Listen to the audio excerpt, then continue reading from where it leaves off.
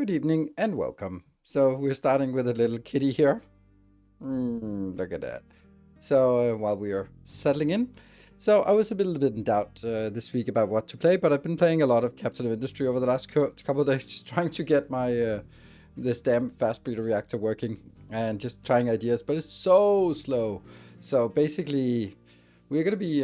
I did all the prep and for a YouTube for a YouTube episode, and then I think we'll be setting up, and it's a really stable situation now. So it's a good opportunity to start sort of messing with moving toxic radioactive materials around in the base. That's always fun to do on stream, and yeah, and then I think we'll also like expand our city and get more trains. Like really try to sort of I don't know. We're not gonna be we're not going to be not using trucks or excavators, but I want it to be sort of. Um, I think it's something I generally would like to do is decouple the mining or sort of the resource gathering the from the production facility, so that all production facilities can be wherever the hell they want to be, because whatever comes in is coming in on a train, which means that you can either get it in from a remote location on a train from a remote mining operation, or you can get it in from a contract by a shipyard or something. And I think that's sort of a good consistent way, so that you basically don't have to worry about moving things around, or like that's one of the big things is that once you run out of your initial iron deposit, then you go like, oh, but am I then going to move my entire steel facility to another place just because that's where it is, or am I going to belt it all the way from that new place and back? And both options are pretty bad, but of course trains are the answer as usual.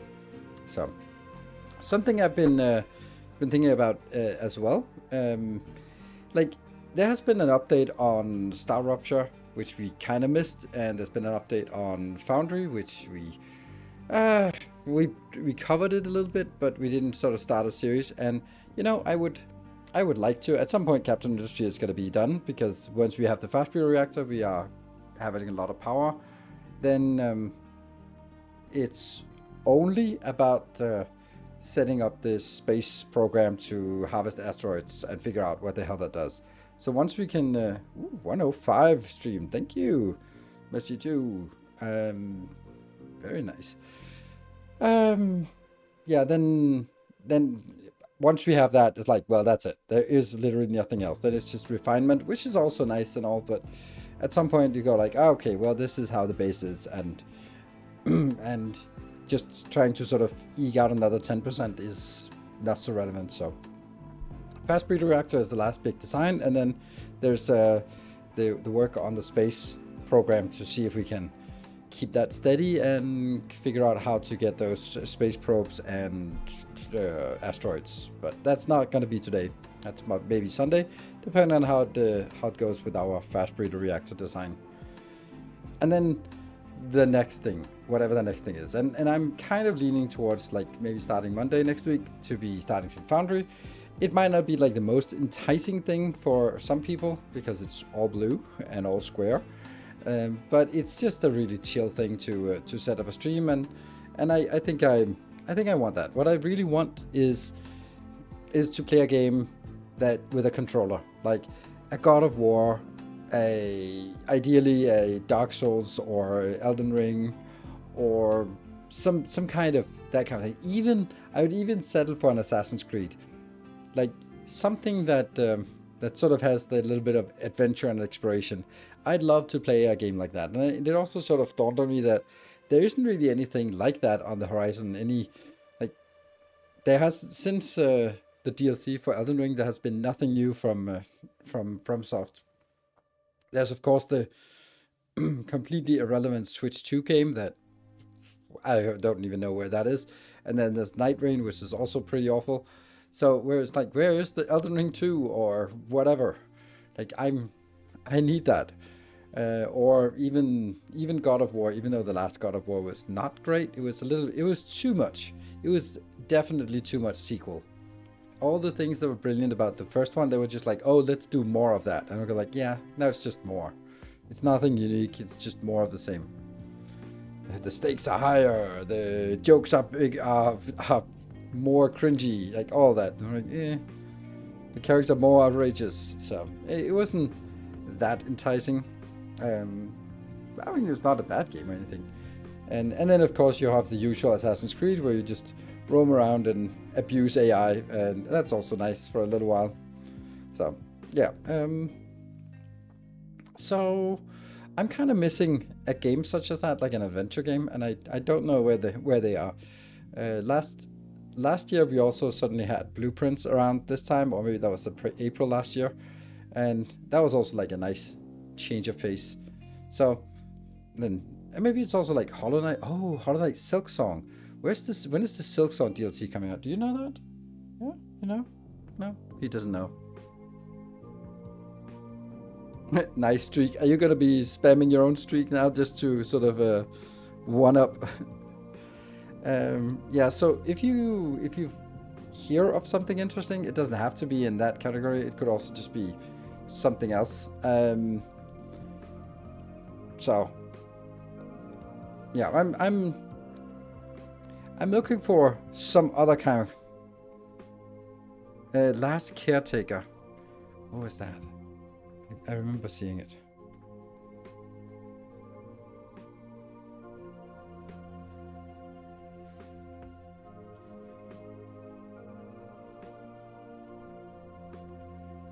What kind of game is that? Early access survival base building crafting sandbox.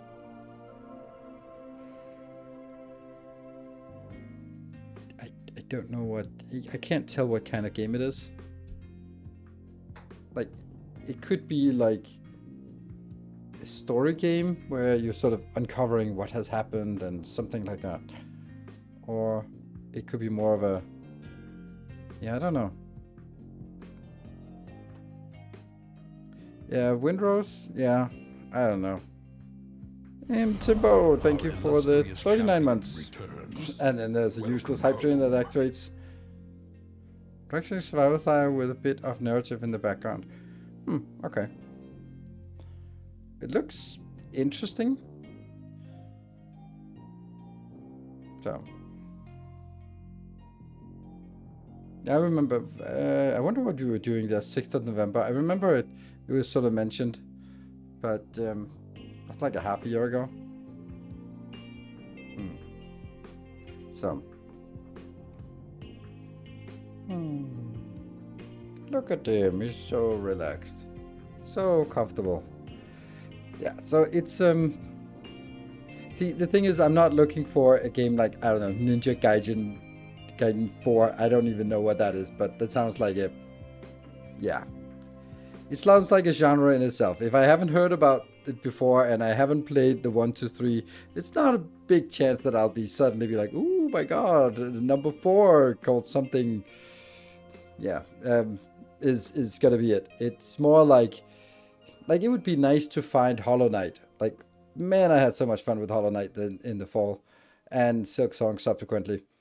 Like, Let Summer, like those kind of things were just amazing. And you know, we'll when is the next one of those? Any news about the DLC for Silksong? The question would then also be like, should you play all of Silksong again, or should you just play the new stuff? It depends on whether it's like, oh, here's added a new zone, or if it's more like, here's added some new playstyle that you can playstyle the whole game again with the new style, or something like that. That would be nice. So anyway, which is kind of like, played the Ori games. I know, I can't remember. I think it was the...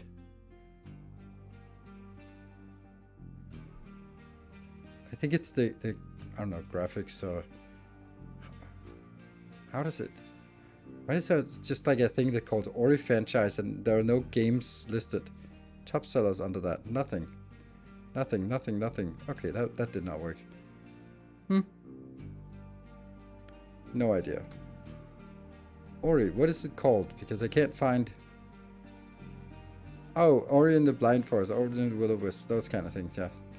Overwhelmingly positive. That's interesting. That's the old ones, yeah. Hmm.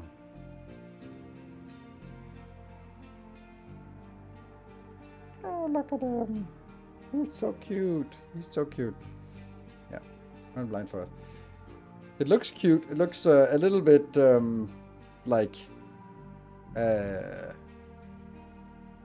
I don't think it's something that would make sense to play, but it looks a little bit like the idea of Hollow Knight. Like, it's very much a platformer, and I don't really like platformers, but the thing is, like, I don't like platformers, but I like Hollow Knight and Silksong.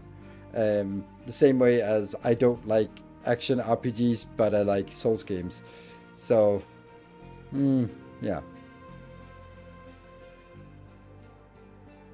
Yeah, so... But the whole idea, I'm just not very good at all of this. That's it. When he starts chewing on me. I tried Thomas the other day after you showed. I tried to do what you did. Got completely different results. Like you said, fun game though. Yes, exactly. That's exactly how it is. It's so funny with those kind of games. And it's particularly with turn-based games. I remember Darkest Dungeon. It's also one of those things where you go like, you watch someone who's good at the game and you go like, I do the same thing. And then you play it and go like, I got completely different results. I did exactly the same. It's like, no, you didn't. There are some subtle things that you didn't do the same way. And it's also like, I think a lot of it is oh, you look at a decision and go like, yeah, that makes sense. What I do when I watch someone play a game where it's the decisions, whether that's like Civilization or something like that, and try to sort of learn from them, is I try to say before they take decisions, I want to say what I would do, so that it's because it's easy to watch someone and then they take a decision and then you say, oh yeah, that makes sense. But if you, before the decision is taken, try to say it like, oh, I would choose this team, and then they choose a different team, I go like, oh, okay, I thought this would be better, and then you see them excel with the team they have and they go like, okay, maybe that was actually better. But it's if you're just following along, then everything's just like, yep, that makes sense why you would want to do that. But a game like Terraformers, for example, the trade-off is often like, oh, are you focusing on getting it one turn earlier, or are you focusing on just building up? Or it's just like, when it works, you have these lines where you get something to work every time, and it's like this subtle balance of like, when is the time to start focusing on getting more cards, more draw, more resources. There you go. That was the annoying sound. It's more about like when to do this, not as much. Is there a goal to this playthrough until finished dropping the asteroid? I definitely want to drop an asteroid and build the fast breeder reactor so that we sort of uncover the entire tech tree. And beyond that, I don't have any, like, it's not like, oh, I want to have 20,000 people or something. It's good pressure since there's some RNG element, but you're still in charge. Great game. Yes, I think so too. I think it's I wouldn't say like guilty pleasure, but it's just it's a comfort game for me, where it's like, oh, I just need to chill and just not sort of focus on content creation. Let me just play a game of that. I think for me, it has been played out, because I have completed all of the scenarios at highest difficulty, except for the new DLC, but I don't really like the new DLC. I really don't think that works very well. It's so confusing. It's too much mental work to keep up with the various buffs, and the buffs are super inconsequential. Like, you do a hell of a lot of stuff to get one seed, and the seed gives you like a one-time buff of 2 expansion or 20 water or 20 happiness. Like, it's completely inconsequential. It's like every turn, then sure, if it was like yeah. So I don't know, when maybe that gets better later on where it's worth, but the impact just seems really small when you get a new seed. So it's already quite an investment. No need for arbitrary goals. Should be a couple of hours. Her content left for sure. A couple of hours. Like, the amount of time I've spent on building up towards this fast breeder reactor is insane. So yeah, a couple of hours. Nothing is really a couple of hours in this game. Just like A couple of hours is, oh, I built something, now I need to let my stockpiles build up again. That's a couple of hours. It is a... The fast breed reactor is probably going to take the entirety of the stream, and then we'll probably won't be stable if we even get it to work. So, yeah. And then we'll get all the distractions along the way. So, with that said, I think we should jump on into... into it. Here. We are here. I think this is also like really nice to see that we have a very stable base here at with about 10,000 people in here. And first starting up the phone will keep us going. Yeah. And just kind of monitoring everything because there are no warnings for anything. It's just kind of like, is it working or is it blowing up? So, we are here.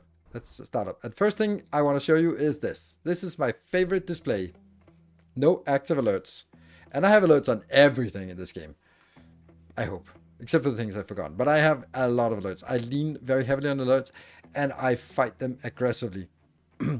Unlike how I see other people play, I would not be able to tolerate having many alerts. Like, sure, you can accept some when you're in a period where you know you've burned down your resources, but or you've depleted your stockpile for some sort of completing research, for example.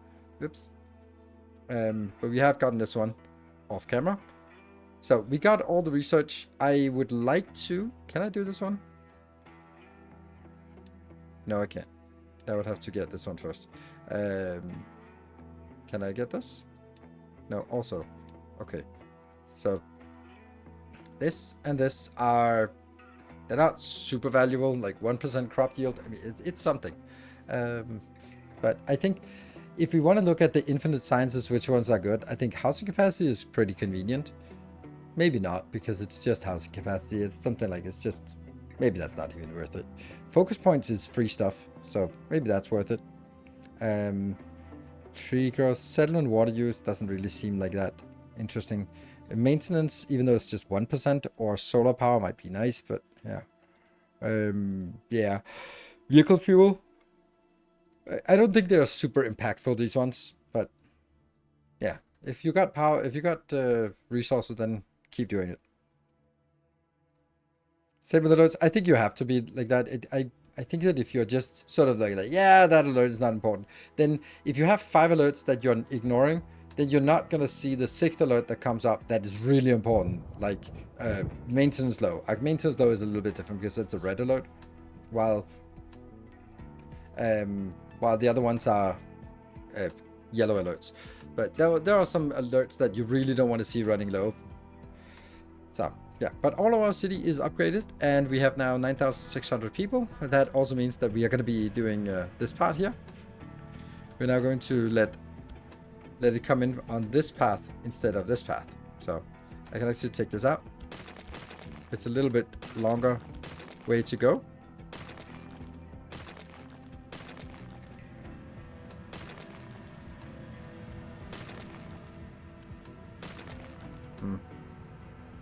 There. So that means now the food trains have to go a little bit further. Oh, look at that. They go a little bit further, but it also means that we could actually just want to, like, eventually when we take this out, we could actually get a bigger... I'm actually really in doubt whether it'd be enough to get 3 lines. It probably... Does it? Yeah, it does feel like it is possible, right? Here. Here. And here, yeah, it is possible. So we could make another tile like this, another square, if we need it. Okay, so Jam Joel, how many months? 42 months. Welcome home. So yeah, thank you very much. Good to see you. What game are you excited about that we are going to be playing here on the channel eventually? Like, because you've been very active, and then you have not been super active, and then we see you little bit, and that could be a life thing. It could also be like the choice of games. I'm just kind of curious if there's something, what your jam is in terms of games. Divorce made me less active. Wow, divorces usually make you more active, if you know what I mean. Or maybe that's what you mean. You are more active but not at home. So, not there. Not through the words. Okay, yeah. Sorry to hear that. It sucks, but let me tell you, for me, it was not my choice, but I also knew that it was the right thing, but I could not have taken that decision, so she took the decision, and of course I was miserable, but whatever you're feeling, it gets better. It gets better. So it can be rough, and it might be rough for a couple of years, but if you work through it, then yeah, it will get better. Okay. Good question, but probably Dyson's share if it ever comes out, yeah. Things are getting better already. That's good to hear. Right. So, okay, so this one's also, yeah. I'm actually considering maybe this should be a forest. When, like, we could build a giant forest up here. Used to a new way of life with the kids, etc. Yes. For me, personally, after a while, when I settle into the new rhythm of the kids being with me every other week and with her the other weeks, then it just worked so much better for me. And I didn't really sort of get it, but after like a little while, I was like, oh, this works so much better for me. And the reason why it worked so much better for me was because I was always, when I had a real job, then I was always sort of in a constant state of guilty conscience. This is just Danish work hours. So if I left office at after 4 o'clock, I felt bad about not having time with the family. If I left before 4 o'clock, then I felt bad about sort of not putting in the effort at work, or wherever time it is for you. But since I was working more mainly 8 to 4, and therefore it was like I was always in a state of deficit, always in a state of just feeling I owed something. It was also interesting that when we were living together, it was always like I felt that we were always like both of us responsible for sort of the routines, which meant that you had to sort of be involved in cooking and tugging in the kids and sort of all the things and washing and all that stuff all the time. While as soon as I sort of got into the new rhythm, there was like 1 week where I could work as much as I want and I could eat whatever I want, whenever I wanted, or not at all. And then another week where it's like, I'm here for my kids. I leave early from work.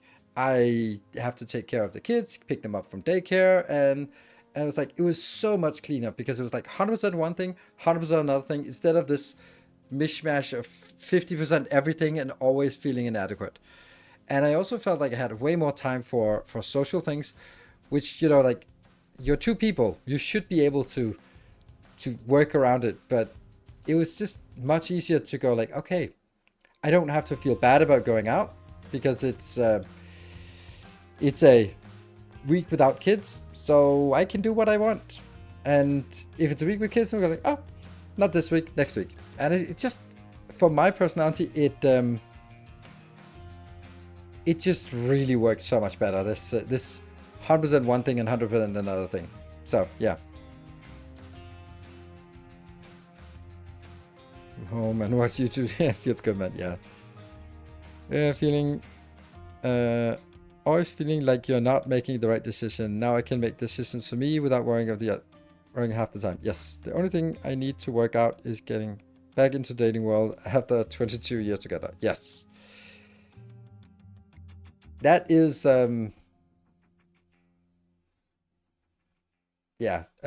Do it don't rush is a weird thing because maybe you really feel it. Like for me, when my now ex-wife said that she wanted a divorce, then I was immediately thinking 3 things. I want to buy a Tesla, I want to start a YouTube channel, and I want to try this Tinder thing that I've heard so much about.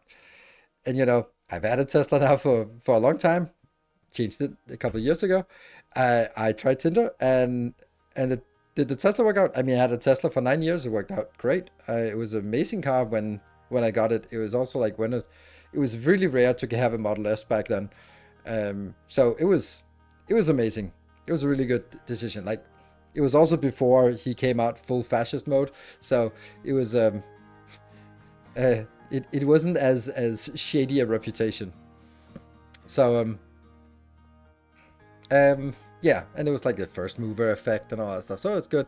Started a YouTube channel that worked out really well as well. I mean, after a couple of years, I actually turned that into a job. And the Tinder experience, well, I've been on Tinder for a long time. I haven't been for the last 4 years, and I cannot imagine ever doing online dating again. Um,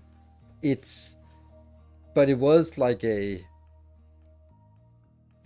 benefit of it is not to be discounted, because going out to meet people it's really weird unless you have a hobby where you meet people. But just going out, like going to a bar and then hoping that you're gonna sit there and meet someone with the music blasting and smoke-filled room and lots of alcohol, and you go like, okay, but the person that I want to meet doesn't like that either. So why are we going to a place that none of us likes to meet each other? Like it's such a weird thing. So the idea of just being able to meet someone online whenever you feel like it, whenever you sort of have the capacity, and just bring out your phone is really good. It just unfortunately doesn't really work that way. And I'm not even just saying for the average man, but for any man who is not in the top 5% percentile, it is completely worthless to be on Tinder, or any other dating platform for that matter. And see, that was a little mountaineering one. Is there another mountaineering? No. So yeah. You make a good therapist. Maybe that's because I am a trained sexologist, so I do have training, but thank you.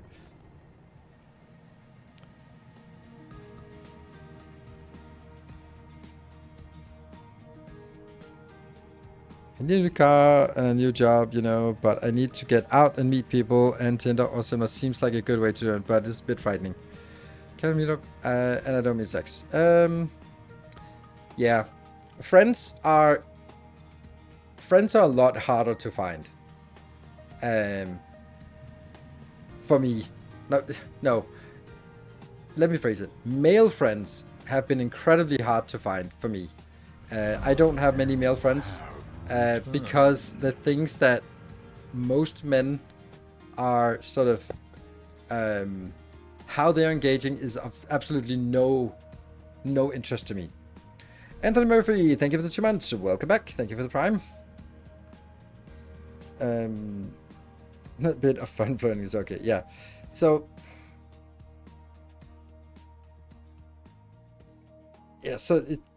the reason why, okay, so we're never going to be playing this game. Thank you, Jamjo, for completely hijacking it. I love it. Thank you. We'll have this running in the background. No. Please don't be sorry. I love this. This is we're just going to be sort of fixing things along the way. But I want to go on a rant here on this for no reason. At least no warnings. Exactly. And when the warnings, we'll fix those. Yeah. So male friendship is really difficult, because the way that men interact is very much, and I'm generalizing, and you can agree or not, is that when you're sort of a group of guys together, there is a positioning involved where you sort of, when someone says something, if you can sort of make it into a joke, and that joke kind of, they laugh at your joke, but the joke is a little bit at the cost of someone else. And you sort of, the way I'm seeing it is like there's a social score in a group, and then you tell a joke about someone, they said something, I go like, haha, and then people laugh about it, and then you go like, they got a little bit down in social score, and I got a little bit up. And that's kind of, this positioning is always like, it's always present when men are together. Like, you make jokes on account of the other people, and that means, so that's in itself not a problem, but what it does is it prevents depth of conversation. Because if every time that you say something that can be turned into a joke, you are never going to be vulnerable. You're never going to say to your friends, like, do you guys ever sort of, you're with a really hot woman and it just you just can't get a correction. You're never gonna say that, because that will just be endless banter, and you will never live it down, and it'll be always like, so you can't say that. But wouldn't it be nice to have friends, have male friends you could talk about like that kind of problems, and they would be like, yeah, I tried that too, it fucking sucks. So what do you do about it? Like, I don't know. I mean, we're getting to that age where maybe blue pills is an option, or maybe I actually found out that I love the idea of being with her, but I actually wasn't into her. I was just like the idea. I was flattered by the fact that she was into me, but I was not into her, and I was just kind of there. And then my mind was like, yes, but my body was like, we don't do that. Like, what an awesome conversation. But you can't have that conversation if every time you are vulnerable, you get sort of, yeah, it's banter. And that's, so for me, I always, when I meet someone, I go like, this seems like a nice guy. I deliberately am vulnerable, say something vulnerable, and then if they make a joke out of it, it's like, cool, I'll put you in the box, and then it'll just never be more than a, hey, how are you doing? But if it's more of a reciprocating vulnerability with vulnerability, and not, and that's another thing guys do, fixing. If you say something like something that's vulnerable, and then they start fixing, they're gonna, I wanted empathy, and I wanted someone to listen. I didn't want to fix. Like, if yeah. So for example, Jamjo comes in and says, oh man, divorce is tough. Then I'm like, oh, actually, what you should do is like do this and do this and do this. Do this. And I'm like, you're not here to get fixed. You are on your journey to this, but you might want to be like, oh yeah, it's tough, but it gets better. Like, okay, well that's actually nice to hear from someone who's been through the same thing, that it can be tough, and it can be tough for some years, but after some time, it actually does get better. Okay, and okay, now I feel a little bit better, right? What if he makes no jokes? But when the three guys are, that's, I mean, you got to take some chances in the sense of just and I don't really care in the sense that I just, if someone wants to make a joke on my account, like, okay, but then we're just, I mean, it's not like I'm allergic to making jokes, but it's just like if our way of communicating is resting on sort of positioning against each other, I go like, oh, I thought you were like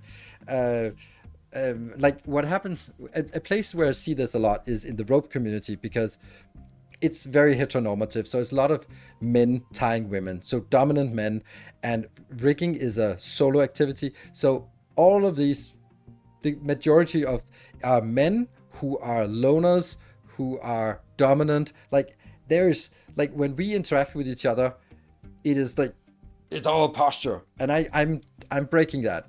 And you can just hear people say that when you sort of go like comments or something, when you're sort of there, it's always like these comments that are like a poke, like, oh well, yeah, you don't hit women, so once you grow up and become a real dominant man, it's like, so I have to hit women to be a real dominant? You don't think that's how things work, but sure. So yeah, getting male friends has been for me a lot harder than female friends. Also because men, women, when talking across genders, it works better to. How is this? Oh, it's just because it's 20.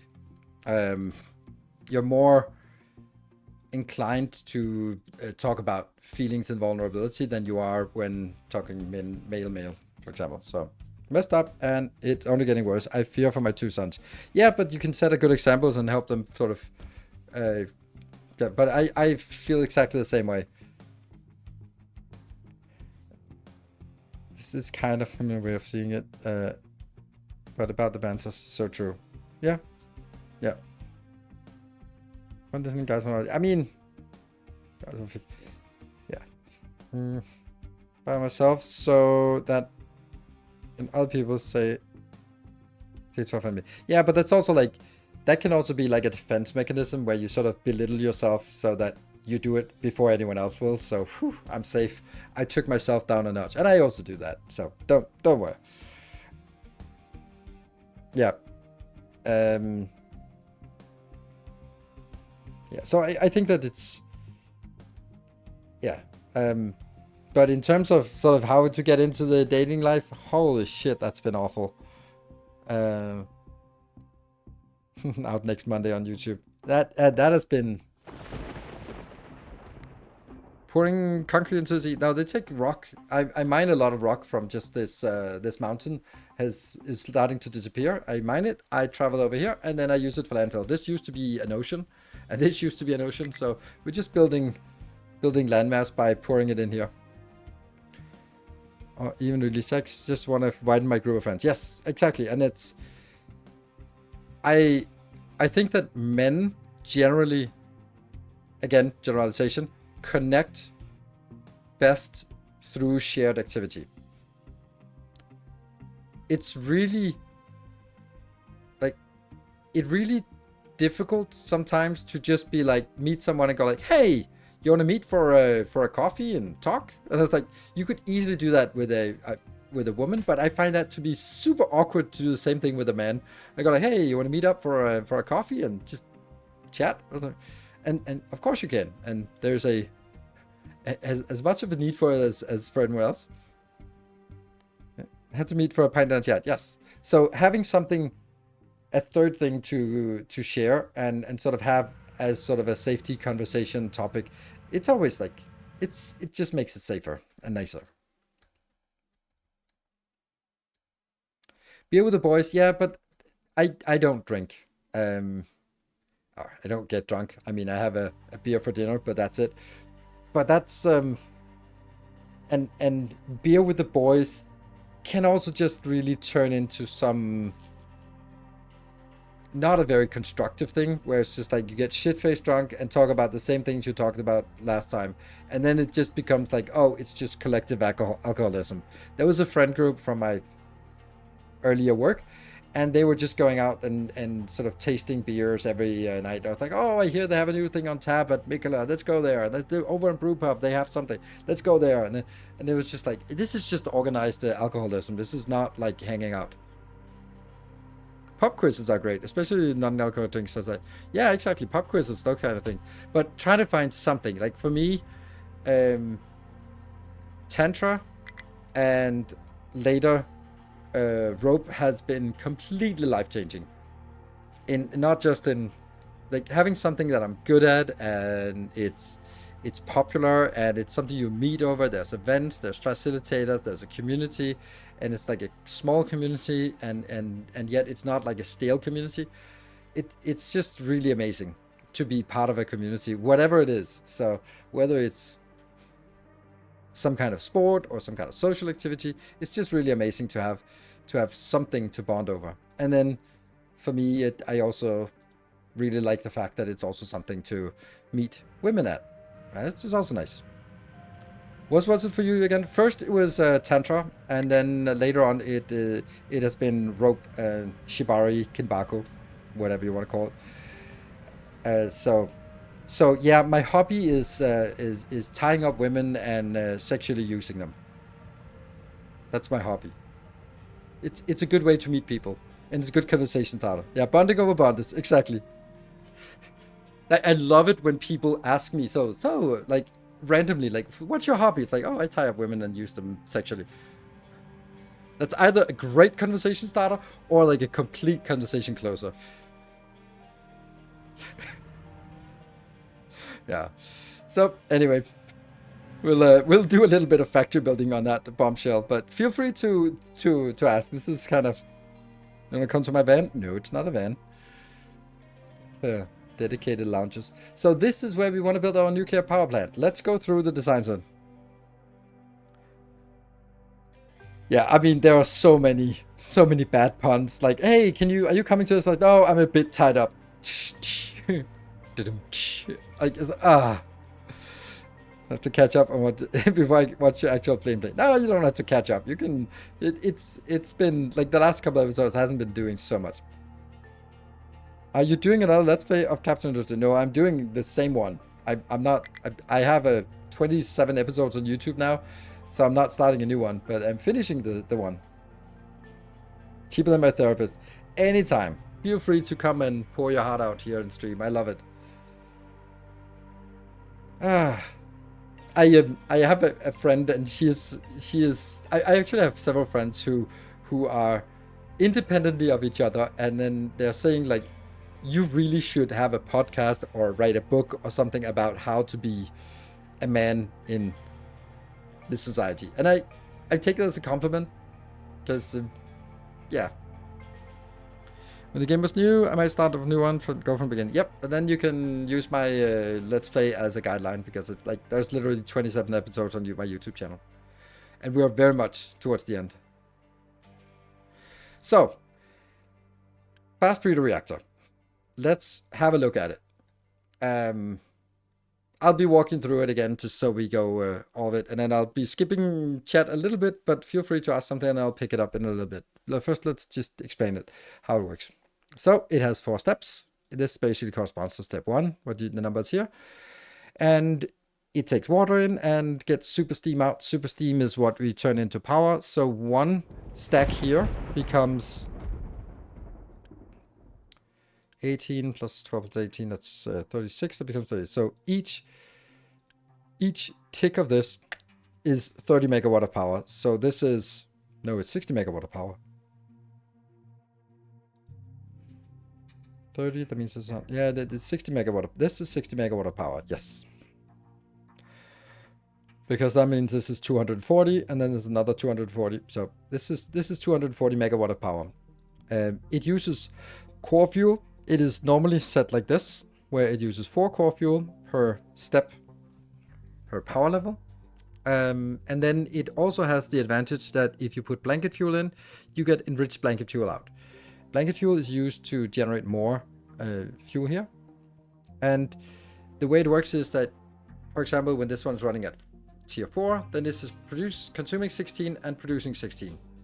In this case, it's also producing 16, or consuming 16, producing 16. And then we can go out into this one, where it recycles the core fuel into new fuel, or spent core fuel to core fuel. So here you can see that we lose every cycle. For every full power plant, we lose 4 core fuel. So we have to cover that with the 4 fuel. Luckily over here, we get 18 of this and 18 of this. Oh, sorry, 16 of this from here. This is multiplied by 4, so that would be 16. 16 of this is 2 times this, which would give us the 4 extra core fuel that we need. But then we lose 4 blanket fuel. So basically, if we take this one together with this one, together with 2 of these, we actually, the only thing we need to do is recover 2 blanket fuel per cycle. No, 4 blanket fuel per cycle. Then we're actually good. So how do we recover that blanket fuel? Well, you can do it by taking some of our spent fuel and turning it into blanket fuel. And we have a lot of this already, so that should be pretty easy. Actually, I want to do some research, don't I? I think we should do some research here, because we have to get this one, so we might as well get this yield and then maybe get something else afterwards, right? No, I think I'll be quiet here, yeah. It just feels bad that we're not doing.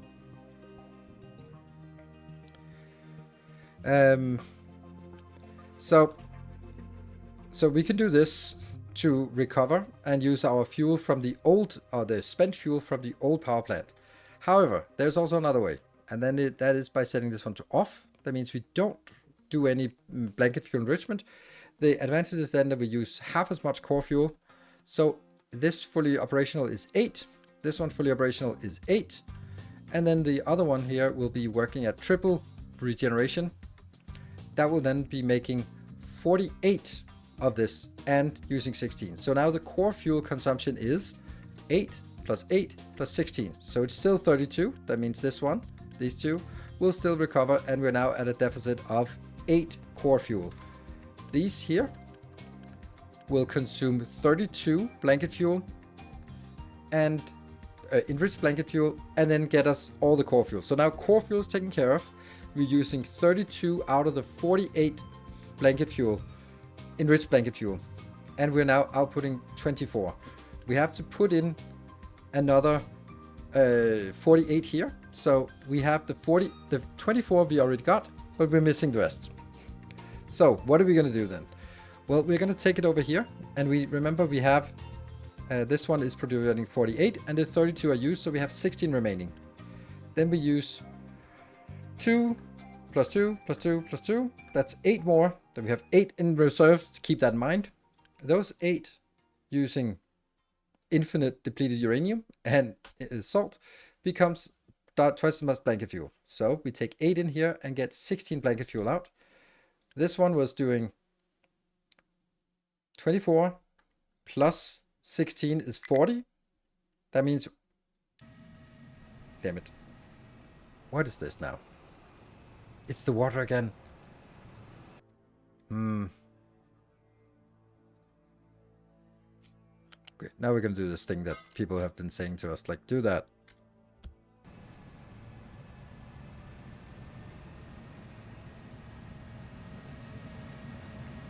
Yeah, these ones are just not getting water because it was simply not using enough over here, so... Priority in. Definitely priority in here.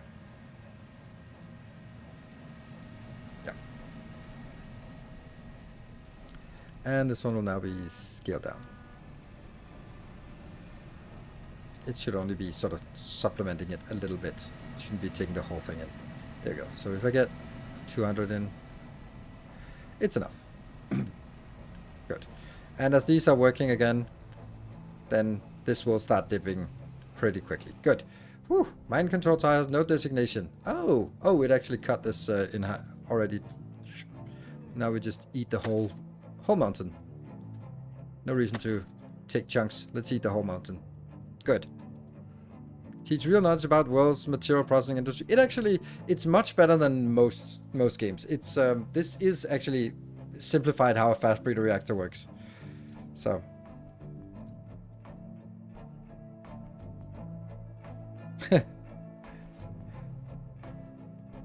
mountain cake, yes. Maybe learn more about oil refinement for sure. Yes. All right, where were we? We were in the middle of some arbitrary calculations. We're looking at this. We have 48 of these. 32 gets used here by this process, and 8 gets used here. So we need to compute 40. That means we have 8 enriched fuel reserved that we need to get rid of. I get rid of it like this by having this one run at an overflow. So consider this running at half speed. That means we get use the remaining 8 blanket fuel here, and we will produce half a plutonium per cycle.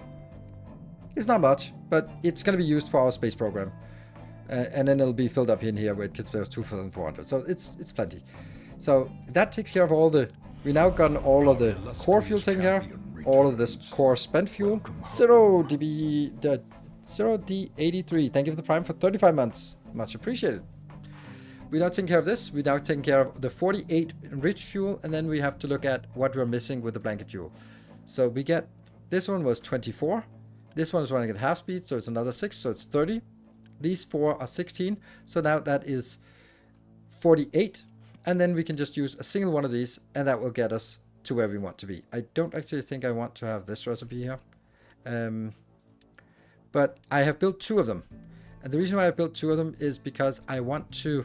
First of all, we need to saturate the network with it, and second is that we have a lot of the MOX, so let's start spending the MOX to get in there and saturate the build. So that's why I've built 2, but I technically only need 1. So that's how this whole thing works. One thing about the fast breeder is how efficient it is. Hard to get rid of all my stored up depleted uranium and spent fuel. Yeah, well, yeah, so now that's being said, then what I've done is I've made a little intersection here that sort of handles everything. Then at the ground level we have core fuel. At the second level, or at level 1, we have spent core fuel. At level 2 we have blanket fuel. At level 3 we have enriched blanket fuel, and that just kind of makes it a little bit easier to sort of figure it out. Oh, this is the blanket fuel is on the third. No, that's on the second level. This one's here. The enriched comes out here. And you see, we prioritize the stuff that goes into this one and the stuff that goes into this one. And then only when those two are saturated will we allow it to go all the way around and then make it into plutonium. So, and then it's all just spaghetti mess here. The one thing I have to check is this one is coming in here with core fuel, and I need to make sure that at this level, this is not priority. It is taking the priority inbound from the other two, and this one will just top it up if needed. Good. So there's one thing that isn't done in this one, and that's actually a little problematic, and that is we need core fuel. We actually need 80 core fuel to even get it started. So we need to have a lot of core fuel being done. Core fuel is being done in one of these, and I'm actually going to make a little hack because it's a temporary build. Everything is. We're just going to use some of our plutonium, so we're going to be using this and bringing it over into this one and then using it here. Because a big part of this design is also that do not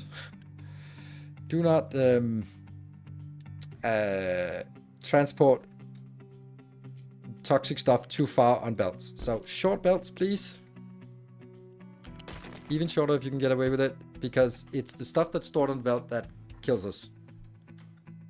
Oh, that's interesting. That should be...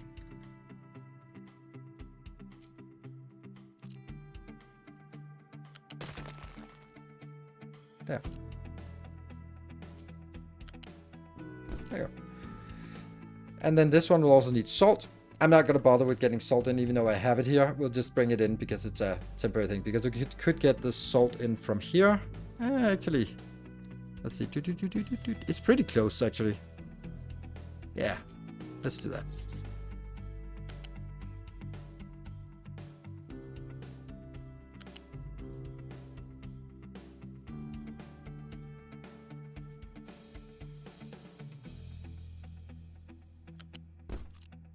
There. Yeah. And that is a U-shaped lift. Like this. And then that one, though, is... That has to go into... basically at the ground level. Yeah. See, it can't go on ground level because of that one. But this is not toxic or at all. So I can actually just...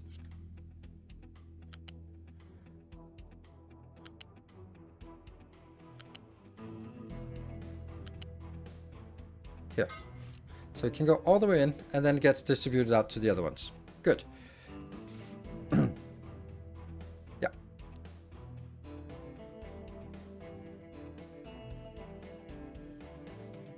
What about storage for nuclear waste input? That's up here. This is the MOX fuel that we're getting in. I am not going to get the other one in, I think, because the MOX fuel would need to be burnt, and I'm not going to take the other one.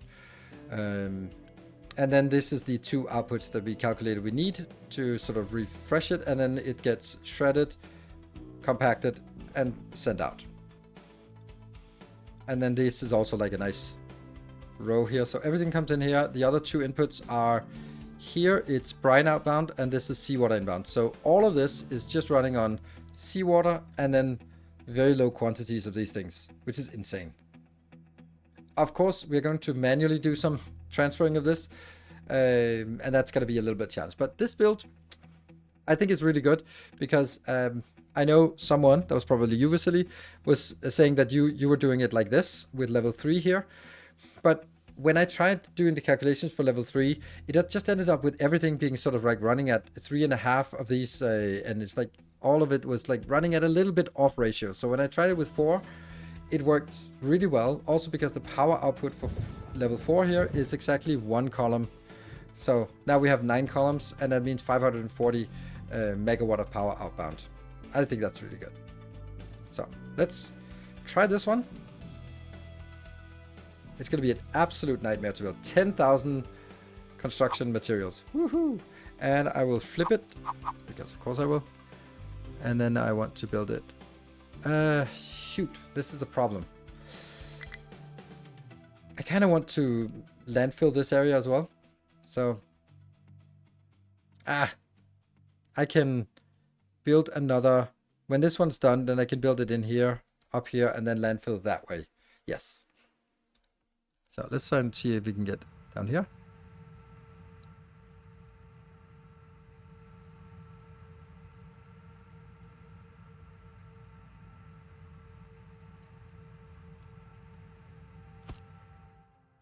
That's a pretty good distance from here, right? Yeah. I think this is a good place. Just powers just a tad less than several levels of orcs. 7 levels. Okay. But I think this is a really neat. It's perfect ratio. Stagger Tower has nowhere to plant dump. Oh, oh no, that sucks. Someone really should do something about this one. That's problematic because now we are actually, if we look at it, like this one is the only one that's left that's outputting, and this one's outputting. So we're really just not getting as much as we'd like to get in terms of sort of, yeah. So, and Unity, I don't know if I want to spend Unity on this. I think it'll do just pick it up when you can, because I want to spend the Unity on somewhere else. So what I could do was take this one and sort of move it over so that I can have one that's sort of right here on the line, and then another one that is sort of further in. That might be like a bit better solution to this. I don't know if as soon as I start this, everything is going to turn to shit. So there is that. But let's go. Oh, hold on.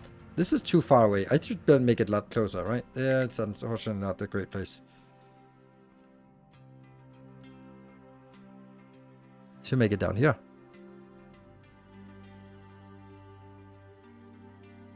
There. Yes, much better. They come out here and go in. Yes. I was just checking the subreddit for this game and saw this comment. Oh, I'm a doctor and I've partaken in a fair amount of surgeries. Redesigning my factory took more time than my longest brain surgery I participated in. Okay, that's...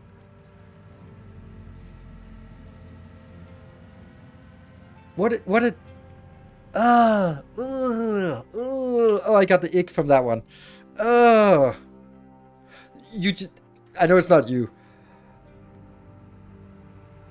That's just a brag. Like, how do I get that fact that I'm a doctor into this sentence about this random computer game on inline? Okay. As a brain surgeon, I know the intricacies of the human mind. Blah. Oh, fuck off. Like, fuck off. Like, and especially because it's not about comparing it like it's more complex than the brain works, but it's just like takes more time than.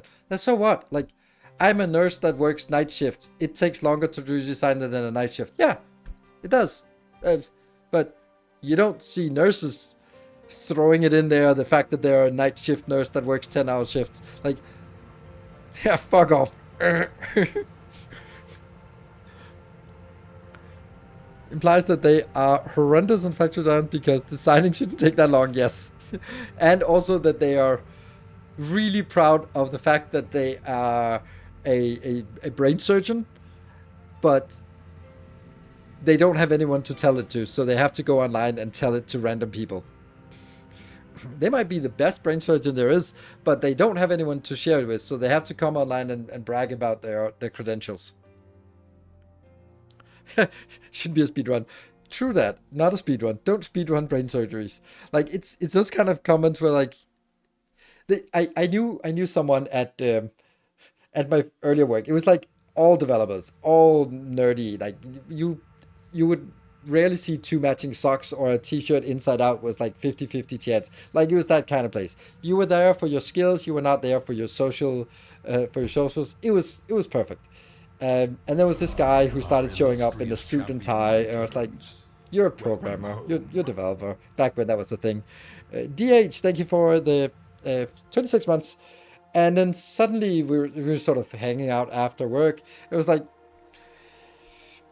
Yeah, I know. I totally know that. I know that feeling because as a member of a secret society, I can't really tell what it is, but it's Freemasons. But I know exactly how it is to keep secrets. Like, are you fucking kidding me? You just had to put it into to every single conversation that you were a Freemason. But like, that's not how secret societies work. You don't sort of blurt it out at every opportunity, sort of like, well, I should know something about secrets being done in a secret society. We know, shut up about it. They do brain surgery with your awake, yeah. And if you're like playing a music instrument, you have to do it. What's the point of being part of a cult if you can't even brag about it? Yeah, it's like, I'm part of a secret society. Like, good for you. Come on, ask me more. Ask me if I can say something about it. Like, no, I don't care. All right, we're gonna be unleashing the horror here. We're not gonna take this part because we want to sort of have this one start working.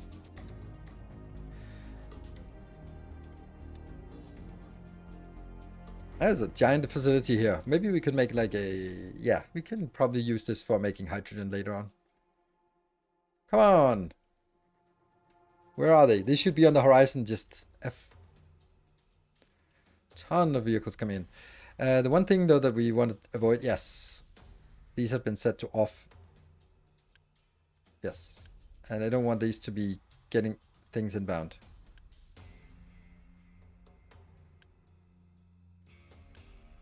I find that really annoying when they start moving things inbound. And this one should be paused inside, but not. Yeah. And then we get afterwards to the heart. Guy burning out secrets in order to brag about how they're great at keeping secrets hilarious. Exactly. And this is the kind of thing, right? Like, you just had to. You just had to. And it was like, it was clearly, like, we didn't talk about it, but it was clear that everyone was sort of like, yeah, we don't give a shit. and it was really annoying to him that we didn't care and we were not impressed and we were not sort of like, oh, so could you recommend me to this secret society of yours? Are you going to run if you are on full throttle or on self-regulating? I will run it up to half speed first and then I'll run it. But I love this. Like, look at that. This is what I wanted to see. Here they go. And then they get busy.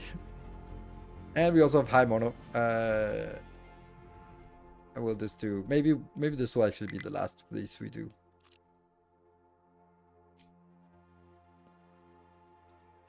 It's a little silly to build solar panels while building a fast breeder reactor.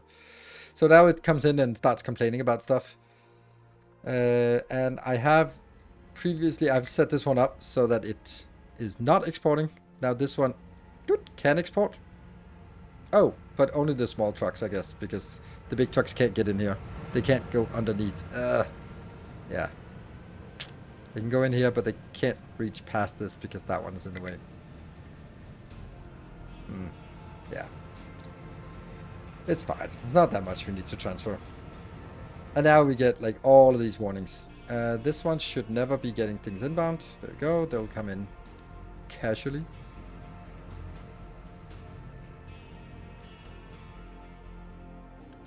This is the most important one to get going. And in order for us to get going with this, we have to get stuff inbound here. So now we need to start moving nuclear waste around, which is always fun. So we have over here, we have this one with plutonium. There's a decent amount. I have blocked the output. And I now need to get past this location because I have to get in here somehow. They can go underneath this.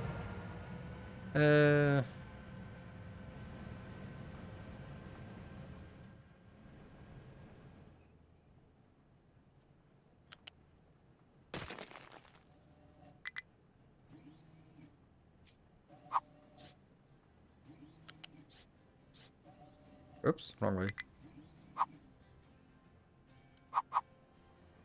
Wait, that does not work. Oops, that was too much, right? Yeah, it was.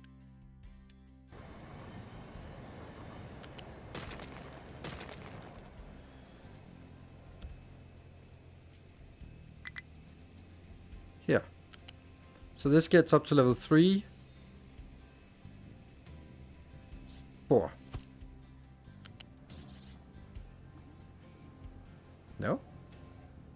Of 3.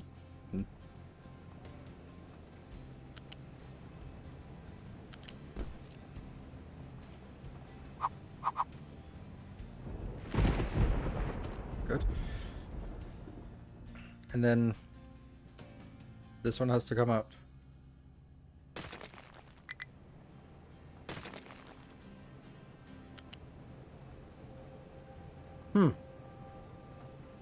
That's not working. Because I can't get this one up at level 4 because then I can't get it down here. It's gonna be ugly. Well, I thought I could.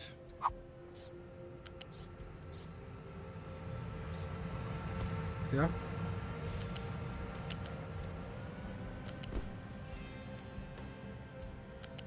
One, two, three, 4. Guess we just do that thing.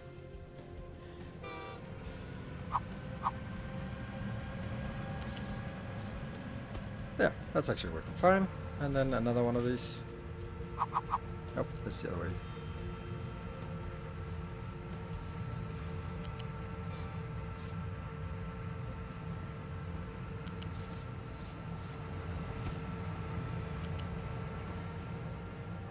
Seriously? Oh, it's too high.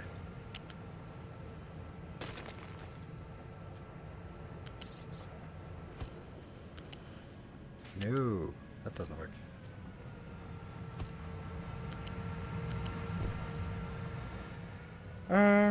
I think that works.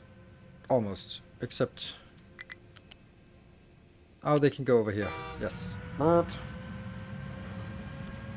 Update. Good.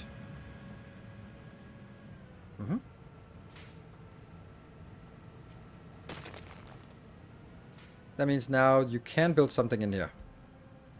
The more power you get from solar, the longer your reactors can run for. Or more stuff you can power. Yes.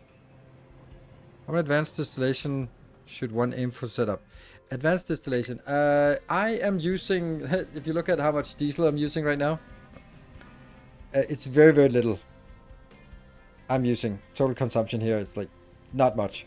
And the reason is because all of my trucks, almost all of my trucks, I'm in the process of moving all of my trucks to hydrogen. There's a few, 7 that are still remaining. These are sort of being converted now. So I am moving away, and all of my ships are working on hydrogen. All of my, almost maybe all of my trains are working on hydrogen. So I actually, at late game, you don't need any of this. I will get completely out of it. But this one has served me okay, which is like a quadruple setup, which consumes then 240 per minute inbound. That has served me well until the transition to hydrogen. It was a little bit problematic at times. This one though, the strip mall here is not big enough. This has constantly been, yeah, too small. So, because that's something you always want. Wood, supply wood. So like, why is this one low? Well, it's low because we're just sending too much over here. And it's actually, something is happening. Okay, I need to pause and just check what the hell. Like, nothing is going on right now because we don't have anything inbound. This one is marking as complaining when it's empty. Oh yeah, it should complain when it's empty, I guess. This one, I actually want to bring in water because we do need to get some water in here. It sucks that I now blocked it off so we can't get the big water in. We also need to get the water in here. It's lower plutonium, that's okay. That's what we want. So now I want to move plutonium over here because plutonium is the stuff that needs to get working fast. So this is why I'm working on this one. So I now have you, and I'm going to set up an assigned truck there. Only assigned truck is working. Yes. So we have one that's assigned here, and it's allowed to export now, but only with the assigned one. Oh, where are you going? Dude. I wish I knew where you're going. Where are you going? Oh, you're going into that one. Are you kidding me? Don't do that. That's stupid. Super stupid. Where are you going now? Yes. This is where I want you to go. Exactly. Although... And then I'm gonna be taking How much is that? That's 240 inbound. So what we're going to see now is that we start getting some radiation. This field here is for radiation. I think it's weird that it says health, but it doesn't say radiation until we have a radiation. Because now it's just like, why does it say -0 here? But it comes in when they start traveling around on belts or on in storage here. Yeah, okay, they actually brought it in here, but they need to bring it in here. This one is now queued up to go back, pick up, and go in here. That'll just bring it back and forth. We can do the same thing for this one. Do not do that. Make an exclusive route here. This one. Sign truck. There. Only you. And this one. No. No. Because I will turn this one around and start picking up from this one.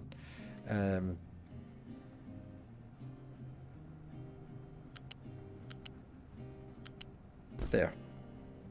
And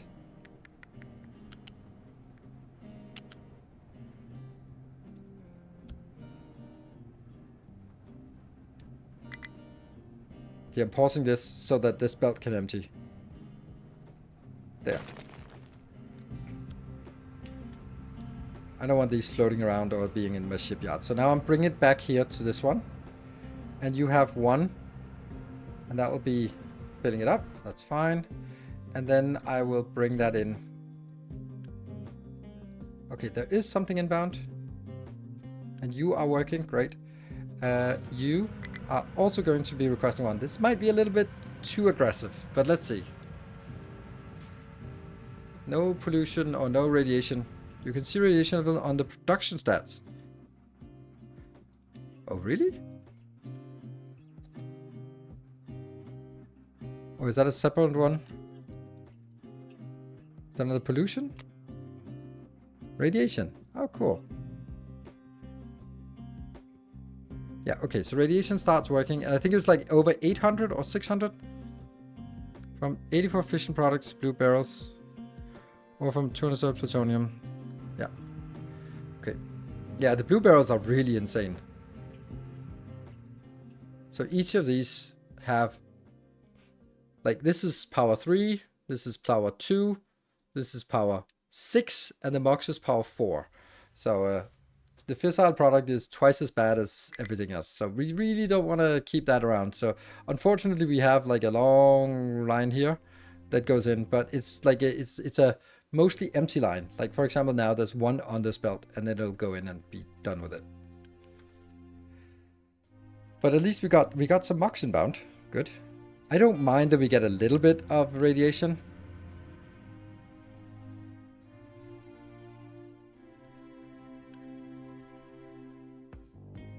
And we can always just allow these to stop working, and we just want to fill it up to a certain level, and then it should be idling. So we might sort of, yeah, there we go. We start taking a dip, and we can just offset that by population growth for now, unless we get too high.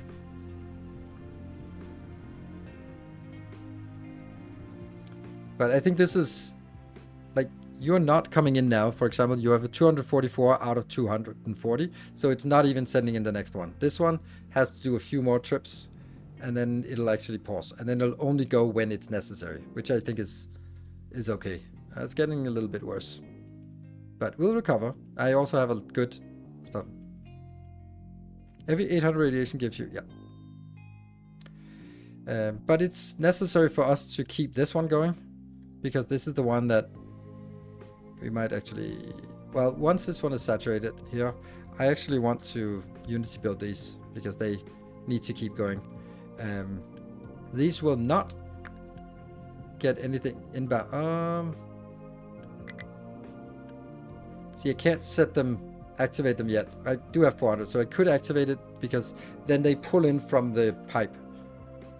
Like there's something on the pipe, and if I just sort of activate it, and then you can see they pull it in here. Whatever there is, not much. Low supply of rubber. That's not a problem, I think. Rubber is probably for the electronics. Okay, where are we at? We have 1,200 of this. Okay, let's work on the next part. Let's start working on this. Oh, actually I should be taking...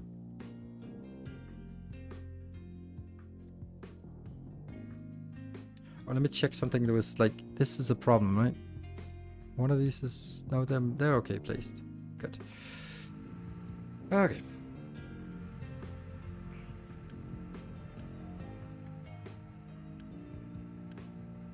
And we start seeing a little bit of this inbound.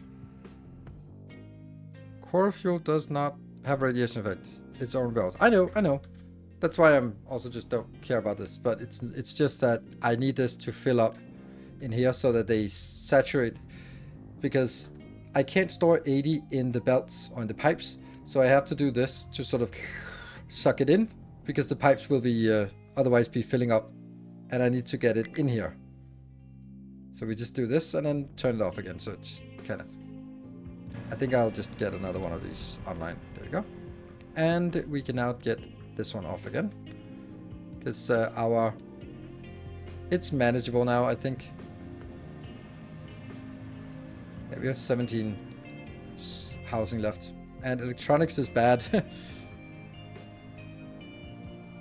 Yeah.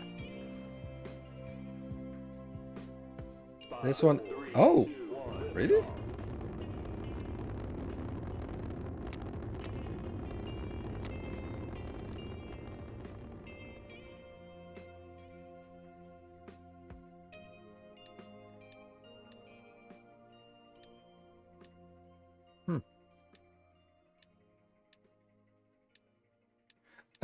Titanium Island. This is where we have stuff. So we actually need to shunt them over there. Or do I? Because the Titanium Island is the only thing that still runs on diesel. It can run on diesel. Whatever. It's fine. Everything else is now converted. Oh, now we're getting a little bit down again. But we're at 29, and I think that's going to be like stable for a while. This is working. And we do have a little bit on this. Oh, actually, I think that we want the smallest belts because each belt tier has higher compression on the belt. So this is more items on the belt. Let's see that. This is more compact on a tier 2 belt and even more compact on a tier 3 belt. So we don't want to have this many, like we have 26, but on a smaller belt we wouldn't have 26 on this one. We'd maybe have half of it, I guess. Okay, something cannot go somewhere. Where? Where's that? Where can you not go? Oh, it's the mountaineering.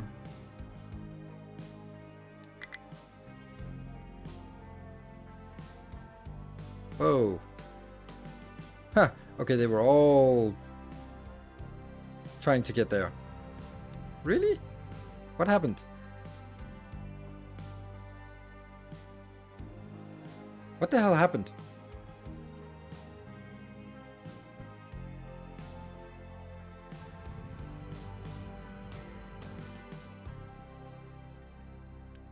What?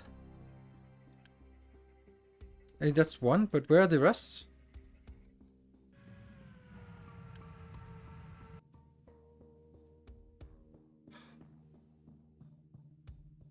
I wonder if I converted them. Oh, let me just check. Oh no.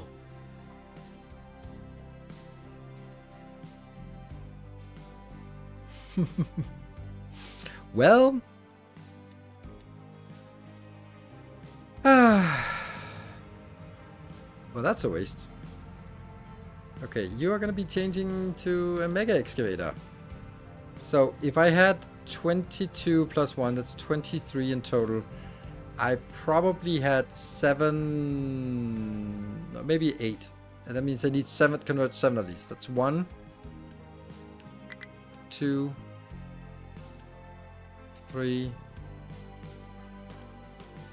4, 5, 6, 7. Lovely. Low supply of water. That one's still low on water because no one's. Why is no one coming in here? Odd. Let's get this out here. We need some liquid dump for this. Oh, here I'd actually really like my trains to be able to flow by, or my big trucks as well. So let's make it a little bit further over, and then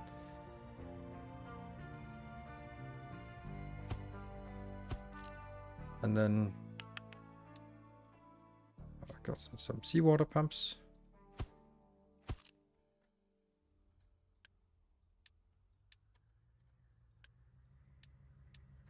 Each of these are taking 15, and there are 14 of those, so 14 times 15, 210, and each of those is 108. So that 2 of those are enough. I could also do this. 3x power is not consequential for these. And this one's dumping brine. For vehicle limit research? Yeah, maybe. How do we get this?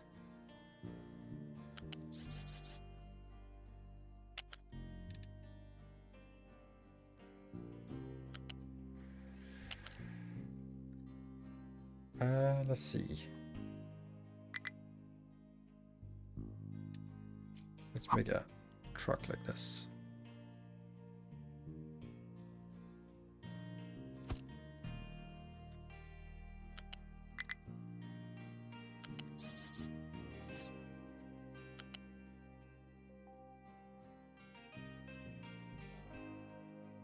Oh, it's seawater, right. So it has to go up to 3.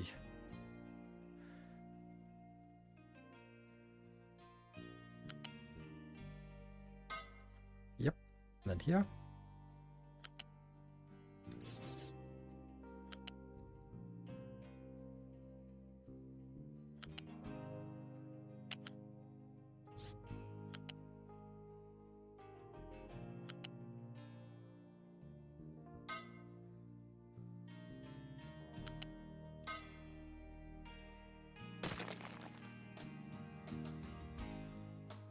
There. So that makes it easy to go past this.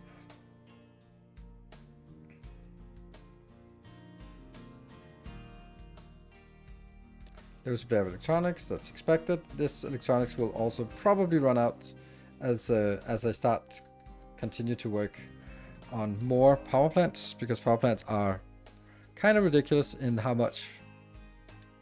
Oh, I also take this one because that's mainly reds. Are you working? Yes, you're chugging along. Let's try to sort of suck some more inbound here. Oh, right, speed. Speed 3. It's interesting why the water is not working. Like, why are we not getting any water inbound? It's too busy, I guess. Okay, this one's good. You've now sucked up all of that. Let's see if you can also suck up some of this. Not so much. And you? Do you also have some available? Nom nom nom nom nom nom nom nom nom. Not much. There is a little bit of water here. There must be. Or maybe they brought in some water. Ugh, I don't want that. Don't bring water directly into these. That'd be insane. Good. Electronics, we can't really do that. Something about that. That's gonna work. This is fine. It's idling because there's nothing. This is not gonna work until we get the steam. And we're just slowly building up this, and probably gonna be using the rest of what's here. But they don't want to go in here. Like, I don't get that. Maybe that's because the water locations are set to... No, they're not set to only big ones. Then I don't get it.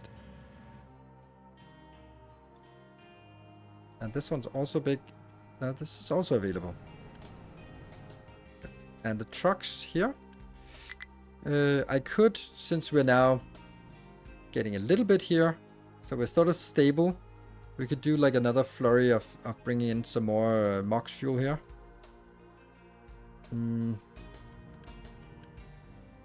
How is this actually? Can we see how it's doing? Not really.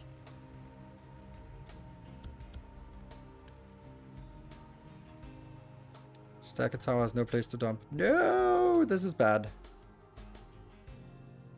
And it can't extend further, can it? Oh, maybe 35, maybe a little bit more. What about you? You're already at 40, so we can get this as far as we can. So rubber is the only thing here, but is coming in. Okay, now we have get a little bit more. Still the water. I don't get the water. Can anyone? Might be similar to Unity build a temporary electric. Yes, I think so too. Because this is kind of bugging me.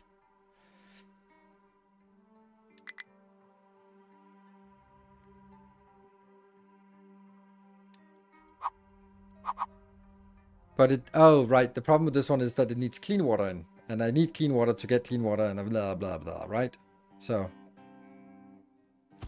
see how much. Oh, it can, oh, okay. Yeah, that's the reason. Desalinator.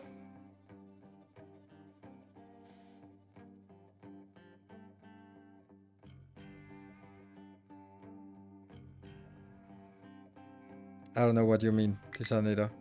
What? Like, I have so much water. Yeah, I have some water in here somehow.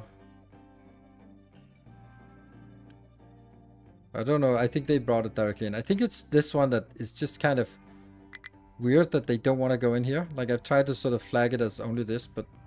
Oh, now, look at that. Yeah, see, it wants to pick it up with big trucks, but it doesn't want to. Anyway.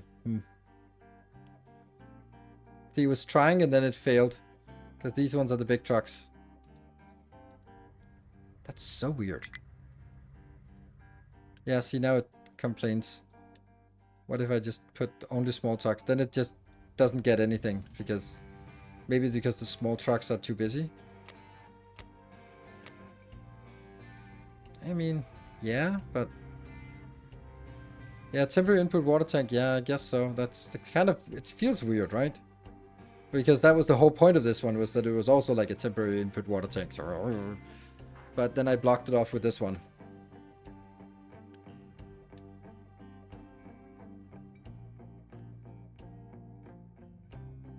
Can little trucks pick up water? That's what we checked here. Like, there's no reason why the small trucks can't. This is available for small trucks. And they can actually go in here. So they can easily go in here, the small trucks. This one as well is also available for small trucks.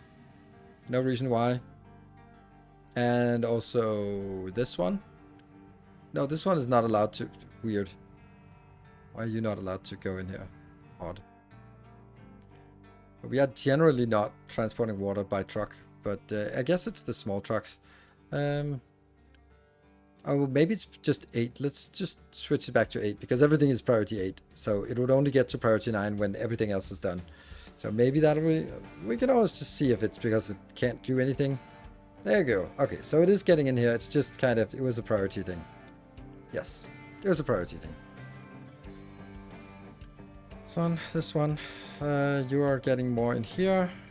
I guess it kind of works this way. Let's get another load in there. Electronics, that's kind of known. Water is known. Hydrogen is... Yeah, they're just busy out here. This is my new sand mine. I did not want to do the solar panels, because the solar panels were just burning through it really quickly. So I'm using the sand mine instead, which is really easy to set up. It just kind of sometimes has this problem that it accumulates a little bit of limestone, a little bit of quartz, and then I just Unity remove it. Yeah, so here we have another big concrete slabs. Why not? Why are we not getting concrete slabs in? I guess that's simply because we are consuming it too fast, because we now have to restock all of this. These two are going out. Go out.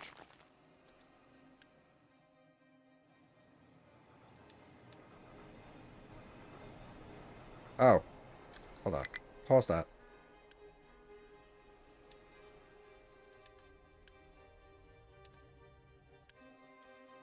There you go. I didn't want to get that extra. Loads of salt. Weird. I mean, that's not because we don't have it. It's just trucks. Because we're getting stuff in here. Yep. And we now also don't have enough So this is going to take a while to build. But that's okay. Gradually this one will get there. And all of these still need to fill up here. And this is also good now because that's... Now there's no more need for any of this. Great. And I don't think I want this one anymore. This one's also empty. Good. So let's kill that. And you... I want a warning of full. And this one is the plutonium. I don't know if I just want to move it over. Like move it over slowly but surely. Because this is maybe not plutonium because we will actually build plutonium here. What about you? You're filling up. You're also good now. Can you get some more in here? Okay, so now we're actually almost ready to kick it off if we just had this built. So this is the big thing we want to build now. And filling up with water. Now I could use this water to go somewhere else.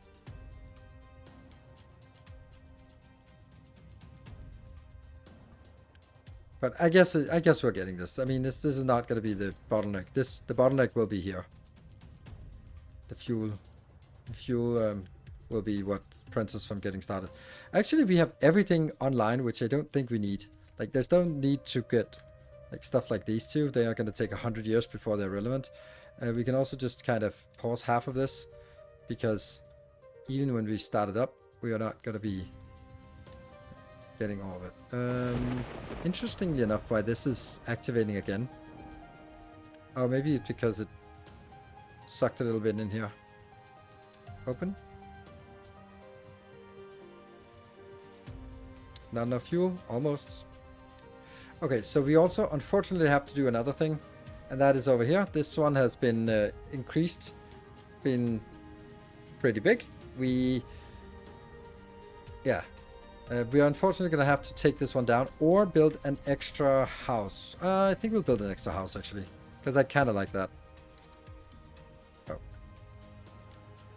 Once you start 3 extractor, it'll help to refuel the other 2. Yes. Will it? Oh yeah, it will. It will. Yeah, with yeah. But it is all in balance. So by this one. So, and once I start it up, it's gonna use a lot of resources to just fill up the pipes and sort of saturate the system. I know. What's up, little kitty? Did we forget to take a break? Is that what you reminded me of? We'll take a break. Wow. So now the only warning we have is the low water. That's nice, which is relatively inconsequential.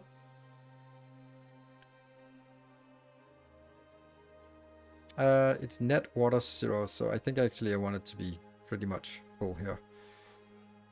It's a little annoying way of doing it, but it works. And I can always just do this to see how much we're missing. It's 2,200 of the purples. Okay, so while we're doing that, let's start looking at other designs that don't really take a lot of effort to do, but it would be nice to get. I think we'd like to expand out here. Is this a good way of place to expand? There's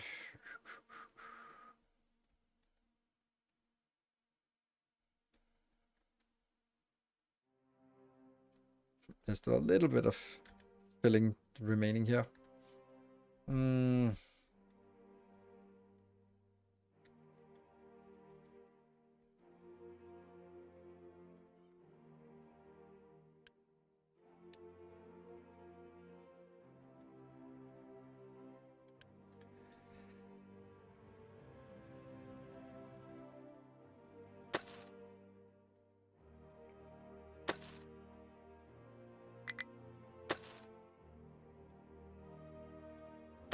And then N to fill this up. High supply of limestone, that's this one. This one I just fixed by bloop. What's around? Low supply of salt. That's kind of weird. Do we have, I mean, we do have plenty of salt down here, right? This is a salt production. It's not great, but that's luckily easy to fix by doing that. Then we get more salt. Yeah, okay, so it is actually a lack of salt. Interesting. This one's good. Yeah.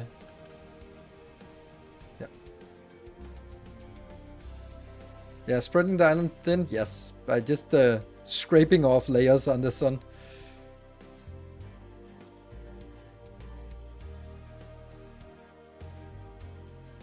Like, just trying to figure out where we would want to expand from here. Like, we never have to sail down here, so we could also just... I mean, this one is working here, so I kind of need to let it work. Oh, there's a little pit here. I guess this one out here, but the question is it necessary? Is it useful? Is it worthwhile? Is it anything? Because we also have a limestone deposit here, which this limestone deposit is very much exhausted.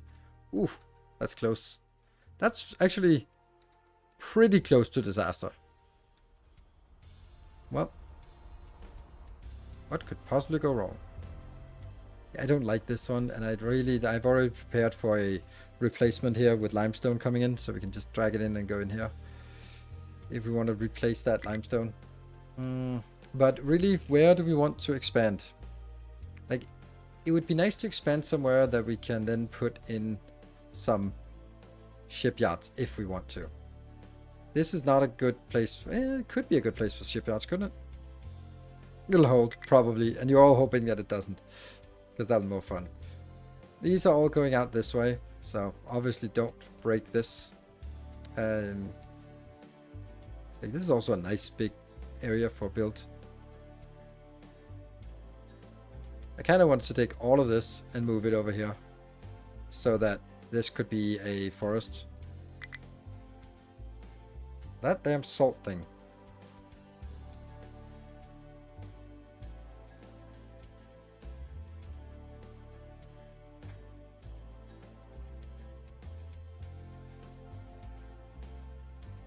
Do you plan to expand food farming production? No, not yet. It's not something that comes to mind, really. I think we're good for... This one will get us another 400, I think. And then that will get us exactly 10,000. And with this thing running, we have plenty of food for 10,000. I think.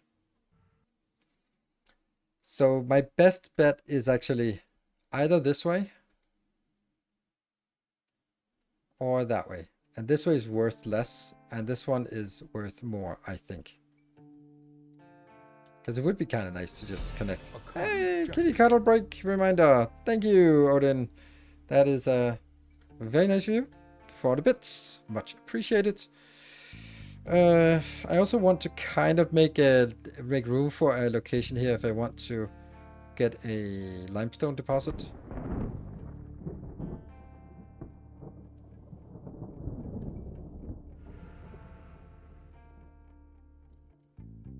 Ideally, I would actually want to just go blah. But couldn't I do that? That would require me to get the water and brine that is currently here, get that over here. And then get all of this moved. Which is not a big deal. Like, I can move that somewhere else. It's not important to be here. This is a high quality location, and I don't need this to be a high quality location. This could be, I don't know, like here, for example. I don't know. It doesn't have to be. It's not high quantity. Oh, it is kind of. The chlorine is going into the waste processing. We don't want to give them cholera, so it's kind of important.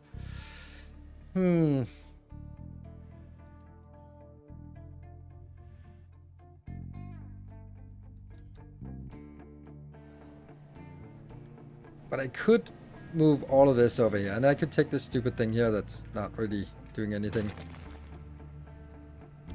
And then we'll build that somewhere else again. Okay, let's start shuffling things around. That trading dock.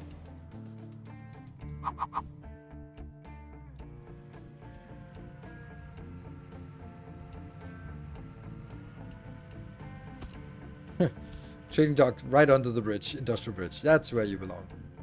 Good. Does it have keep empty and at very high priority? Because it shouldn't be useful any ever. Then I want to move these two things as close as we can over here. Oh no. Oh. Nice. That actually works. Some parts have to be in the ocean. Just all parts.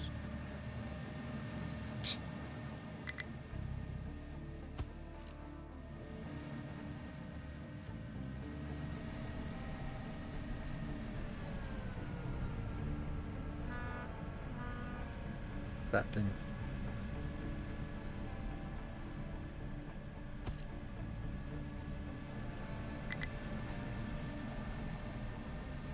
Alright, so this is how we want it. Okay, and this now needs to go at level 5 and then down to level 1 and 3. Can we get 1 and 3? 3 is kind of busy here.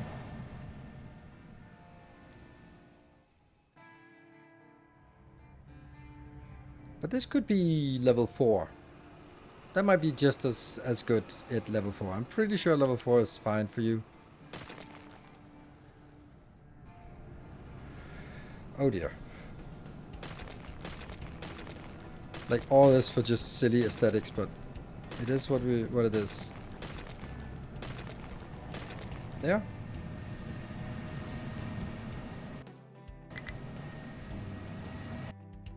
This one.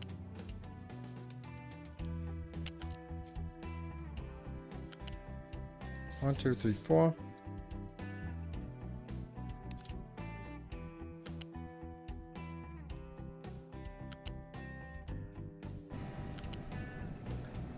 Really don't like doing this without or when.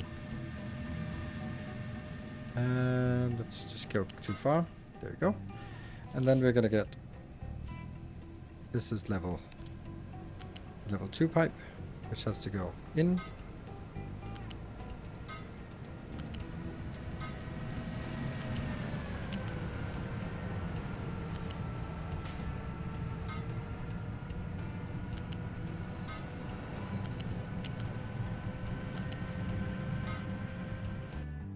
Does it look right? Yes.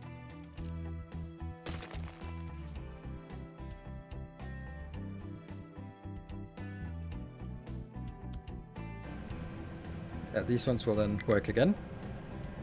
Stacker tower is unable to dump. Yeah, okay, so now that is genuinely true. Unfortunately. Land at level at 42 between old copper and aluminium deposits. Yeah, this one? Yes. Yeah, that's a good place to build. At level 5. Yep, that's a good point. I was doing something and now I completely forgot what it was. Luckily it was, oh right, this part. Okay, so now we need to get you at level 1. Problem is by going level 1 here, I'm blocking any access through here. Oh, that's actually pretty miserable. Because if I block this all the way, then yeah, it's fucked.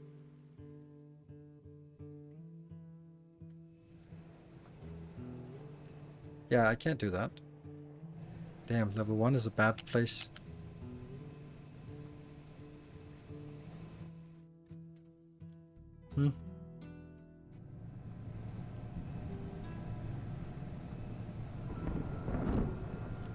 Why is this a different color? What? Oh no.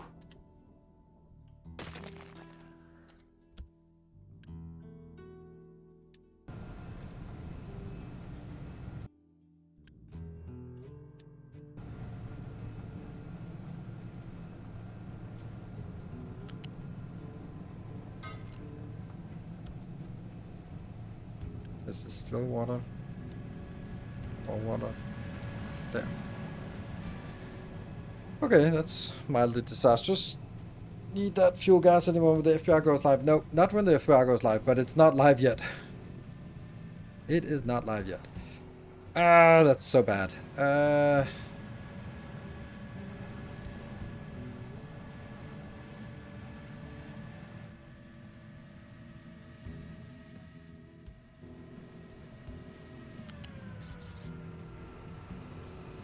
Whether you're at level 2 or level 3 doesn't matter. It's just... It's the fact that level 1 is bad.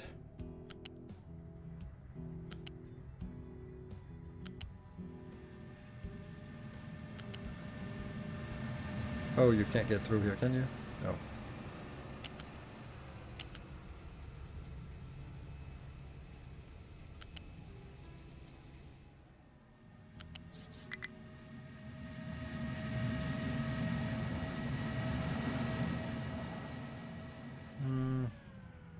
Actually, it's also this one.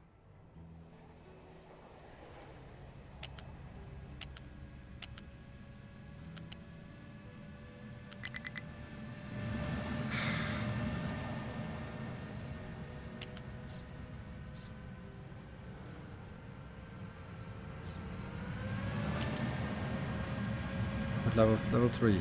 And now I have no idea where it is. This one.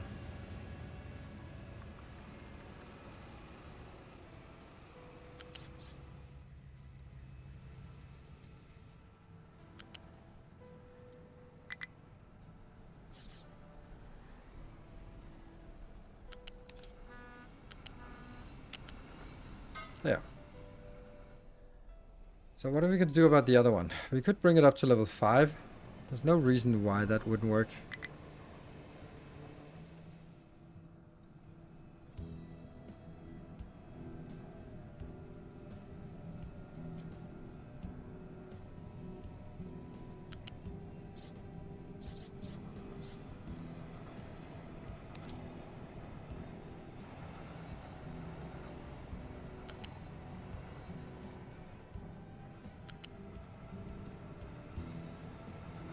All of this, I can't even remember why I'm doing this, but I think it's a good idea, and I don't remember why. Oh, this is residual brine. Just transported all over the map by now.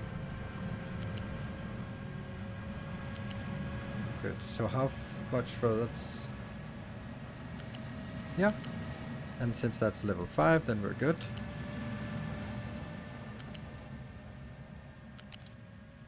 There. Okay.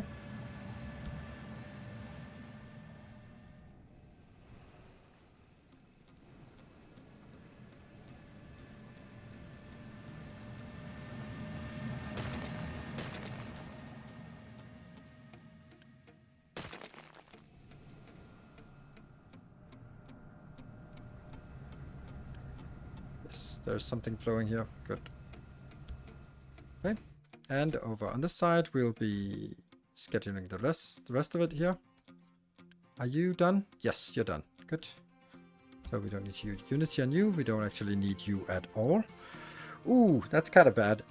Now I want to pause you because I don't want any more outbound. Oh, look at this. It was correct. It only takes half as much when we downgrade the belt. Great. Now I need to do this one to increase some here. This one doesn't have enough, so let's get you in here and fill you up with fuel. There we go. And I need this fuel to empty this belt because I don't want to have stuff lying around on the belt here.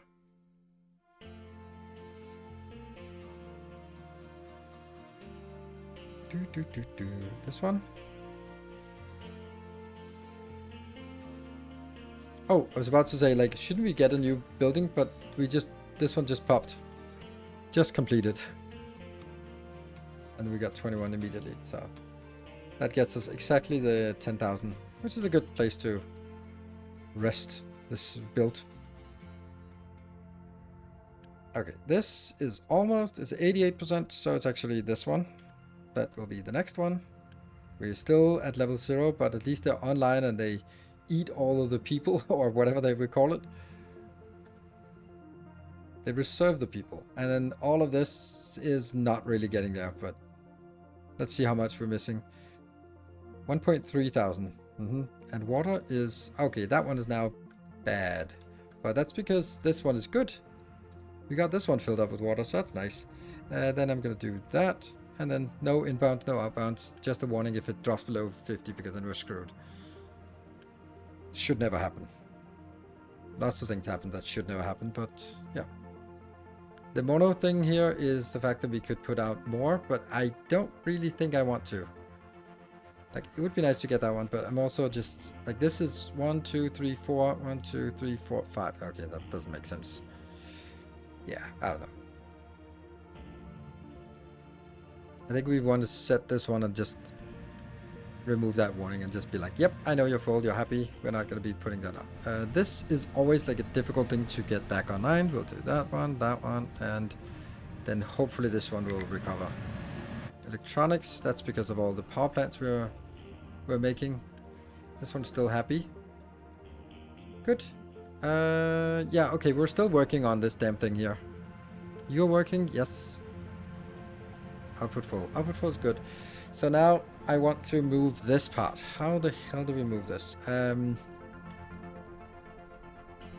think the salt will be moved somewhere else. Salt seems less important. Let's see if we can move this salt here. Like this one. As a whole entire build. Could it be like this? Collision with pillar. Yeah, sure. That's great. Perfect. Or even closer. I like that.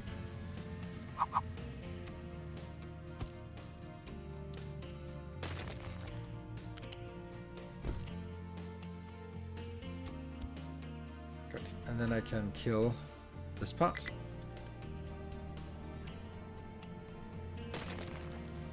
Excellent. Now the next part. It doesn't actually have to be that big, but this is the...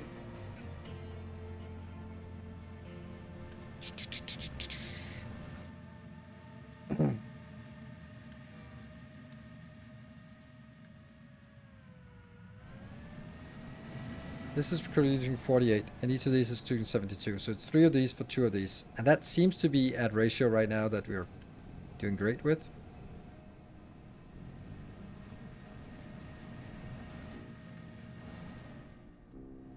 And if I just take this entire build here and scoot it over as far as we can. That's pretty good, actually.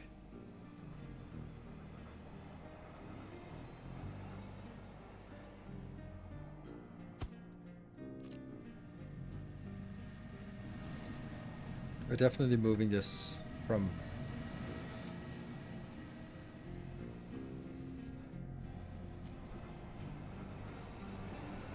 yeah, it's a little bit pinched here. That one. So somehow... This is a little bit risky.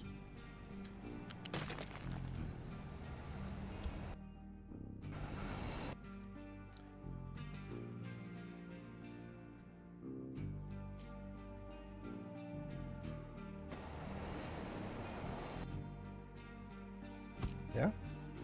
And then that one.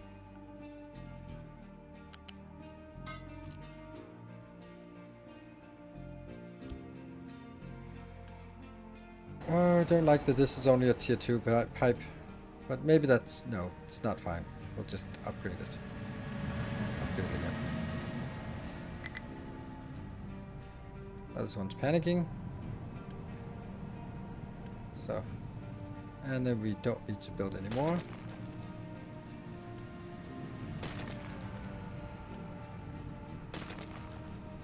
Good. And then we can build this. Unity is fine, so let's just Unity build it.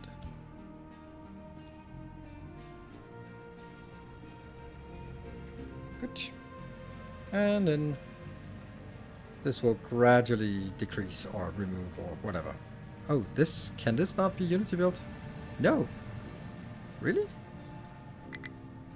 Insufficient materials. Oh, because it's the purples.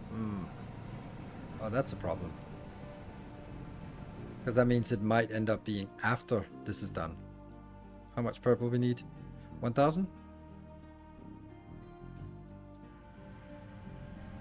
Well, we have a decent stockpile here, and this one is full. Good evening. May your production be smooth. Yes, and may your maintenance stay at 100%. Your maintenance stay maxed. This one is moving. I think I could just Unity move it. I'd pause the other thing to avoid getting a shortage of chlorine in the interim. Pause the other thing. I mean... Oh, pause the... Oh, right, that build. I feel that this is a huge stockpile that we can do. We could always just, if we really want to, we could just get this one a little bit higher priority. There. Then it will eventually get that. Yeah, the reactor. But if I pause it, then I forget about it. Forget about it. Good. You can now stop because there's nothing for you to do. So that one is stopped. And I think I actually want to stop the belt rather than that one because I actually want it to be absorbing whatever gets built. We have now 420, so we can actually unpause you. We are now in, when this one is done, we are ready to activate it because we have all the people assigned to it. So let's see how much we're waiting for. 800. We could just take a loan, couldn't we? Wouldn't that be like the easiest thing to do? We haven't done many loans. Nope, we can't do loans on that. I forgot.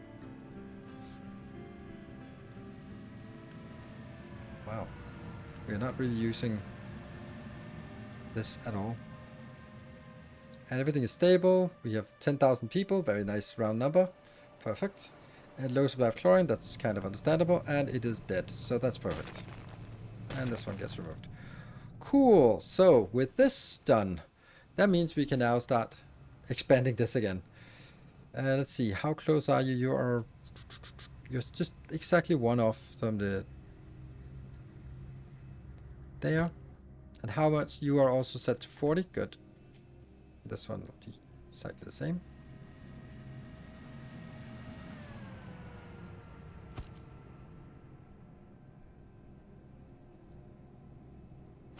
That's unfortunate. So it's 1, 2, 3 additional. Not as much as we'd like, but it's something. And that actually is a problem because I need 4 outbounds here. That means this should be a different ramp. Huh.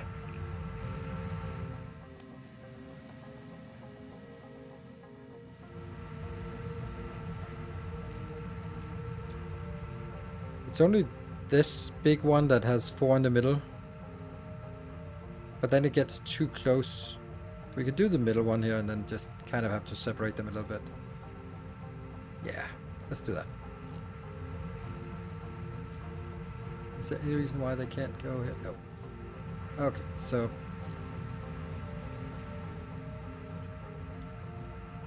It is 1 tile in the middle. So I think that 1 tile will be... Oh, actually, let's just make it like this. That's... Nope, not like that. Like this. That works.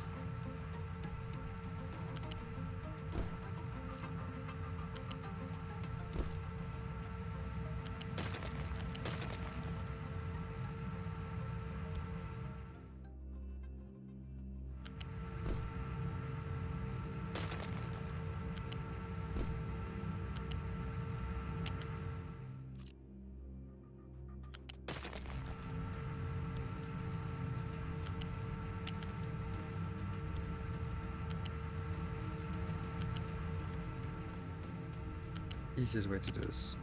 Oops.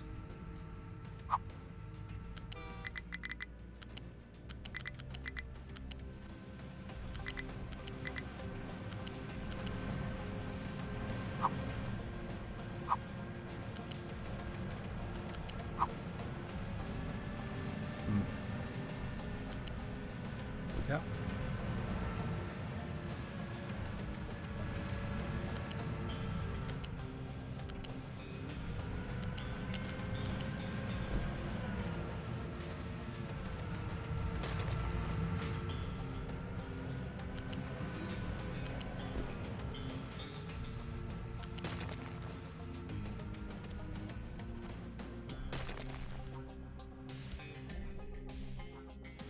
And this is all good. This one gets in. Yep. Oof, rubber is not great.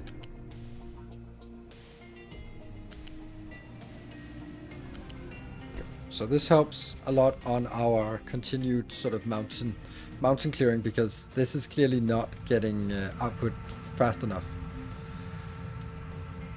So now we can at least get 4 belts out. Ish. When you get going. Yep. There we go. To night business. Enjoy the rest of the nuclear power deployment. Yeah, thank you.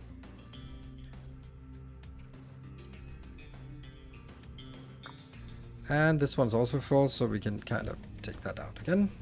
And let's see. We moved this over. Good. And this one's not built yet. This is not in a dangerous space yet. Let's have a look at how much unity we need over here. 670. So, actually, this is something I should have done a long time ago. We should have done this one so they work at double speed and we just burn the rest of the factory down, but whatever. Is it moving? Yes. Like, that one's not really moving. Very slowly. It's because it's sort of filling up little patches instead.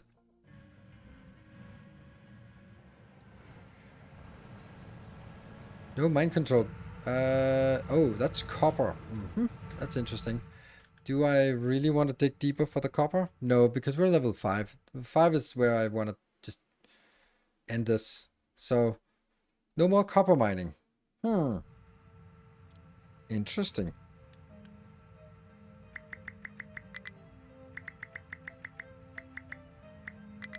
That means...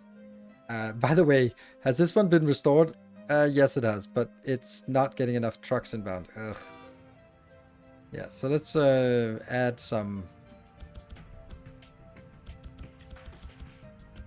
Go. For you. You. There we go. Lots and lots. Hey, look at that. Look at all our warnings. Nice.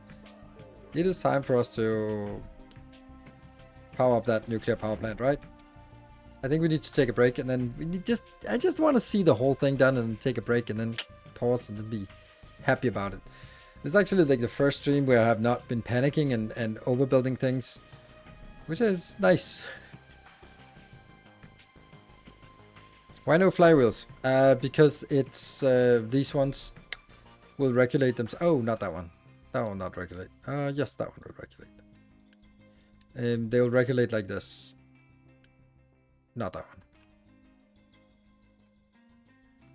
And because the nuclear power, especially fast breeder reactor, doesn't really require any resources. So once you set it up, it just kind of magically works. But if you start sort of turning it on and off, then it gets a little bit iffy. Because then it messes up the balance. So that's why I'm not doing that. Because I want to make sure that the balance is maintained. So the flywheels are sort of like a battery, but they work in a silly way. Like they're overly complicated batteries.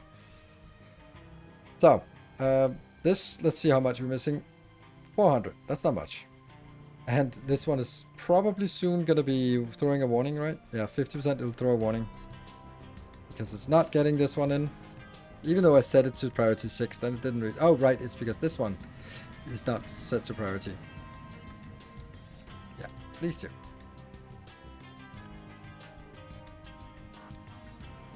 The ones that are paused are not important. Those black chlorine. Told you. Well, we'll just change the warning to fit 25% because it's not really a big deal right now. Just need to make sure that it works.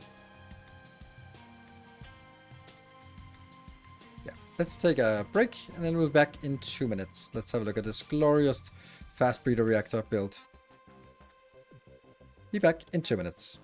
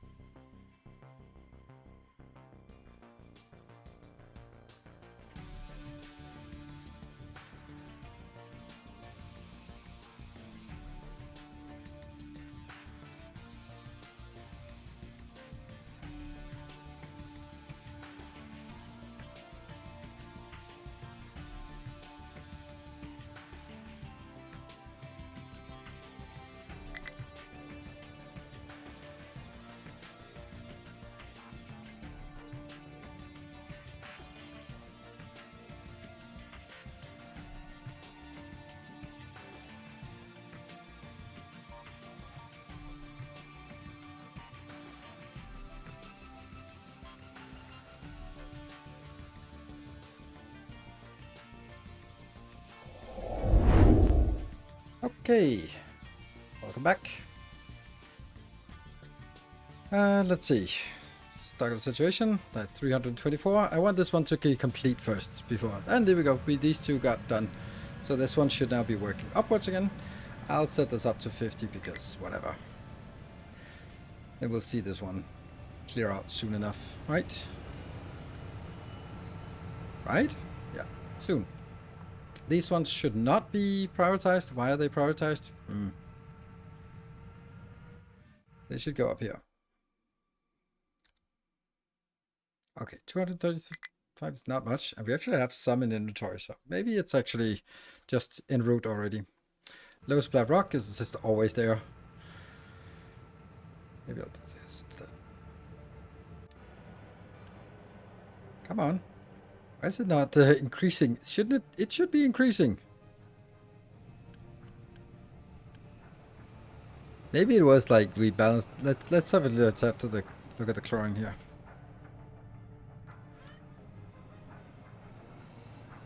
Yeah, dipped, but now it's distinctly the consumption. The production is distinctly higher than the consumption, so it should be increasing.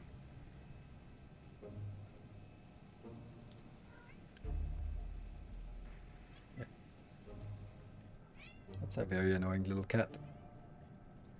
And here this is filling up. That's good, so it's working.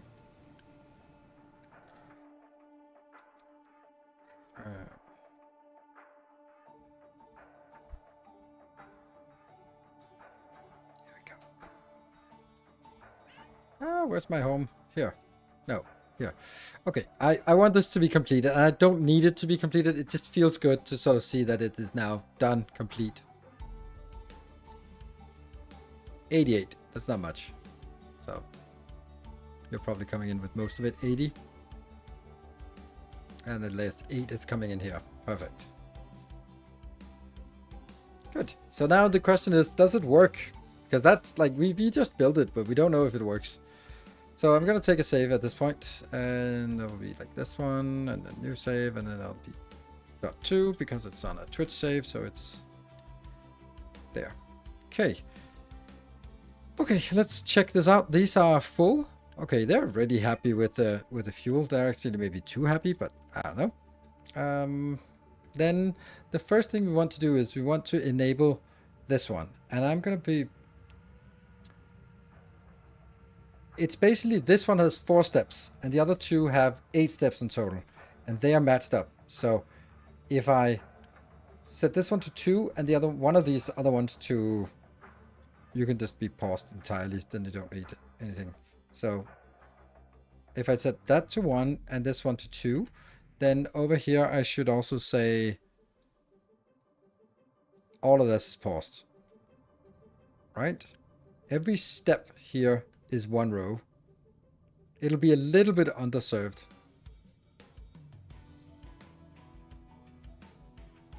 Okay, so now we just kind of have to see if all the pipes are connected. If everything, this is why moving up in temperature, that's good. It is balancing if it needs to. It's producing 12 here. Yeah, that's because it's only running at speed 1. And that will sort of go in both here and... Actually, I don't want these 2 to be paused. I want these 2 to be paused. And I sure so hope this one doesn't get anything because this is our overflow. But these should be getting something. Yeah, a little bit. Okay, so what if I turn this one up to that level, and then I should turn this one up to max level. That's now outputting 384 per minute. And then it's kind of important to make sure that we unpause the next row here. And it's also coming down here. Is this working? The balance between these 2 is just an even balance. No, that's inbound. This one. This is also an even balance between this part and this part. The 2 ways of getting rid of the what is it, fuel gas or some not steam, low quality, depleted steam. Yes. Okay, so this one, nothing seems to accumulate anywhere or gets... Oh, there's some computing issues. Okay, that's good enough. That's like the least problematic thing.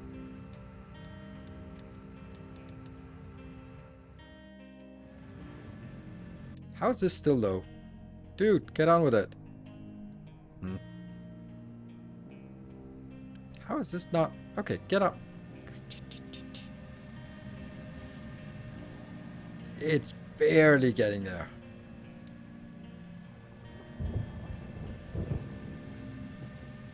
This makes no sense. Like, how can the consumption be... No, that can't be right. This one.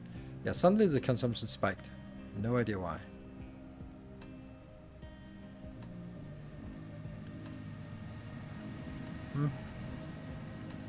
Maybe we were just on the boundary right there before, so we'll just do this. And then I'm going to put a warning when it's full, just to see when that happens. Okay, back here. Now we are running at half capacity, so these two, only one of them should actually be active.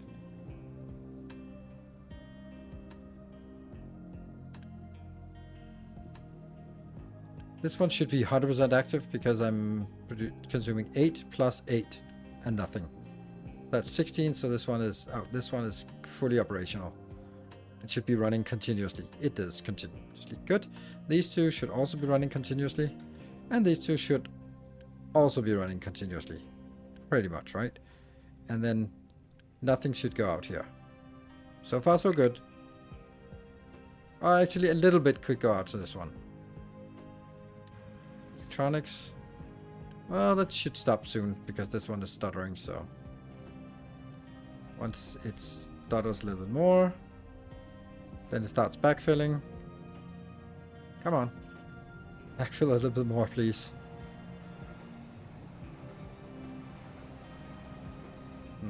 It is almost everything that gets consumed here. Damn. But it'll get there. As long as it's... With the consumption, it's good. And it's because it's also like really maxing out on trying to fill this up again for the next round of things. Right? That's good. It should stop complaining now. And go back to this nuclear power plant. Fast breeder reactor. I mean, looks like it's working, right? This one hasn't gotten anything yet. This is nice. Let's look at the pipes to see. There's barely anything here. This is good. This should be empty. This one is pretty full, but not overflowing. Idle here. There's a constant production of fission products, which will eventually be coming out.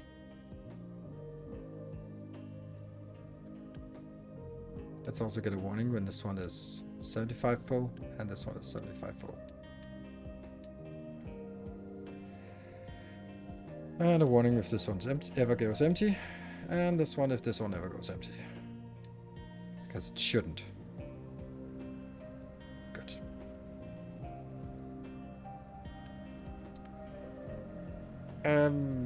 I think it works.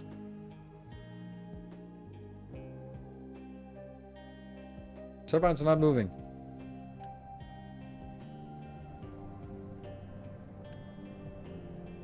I don't know why. There should be...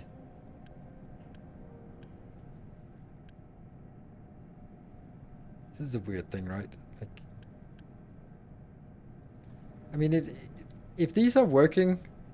Like, look at this. Working. Getting in. Working another one. Efficiency 3%. That's not impressive.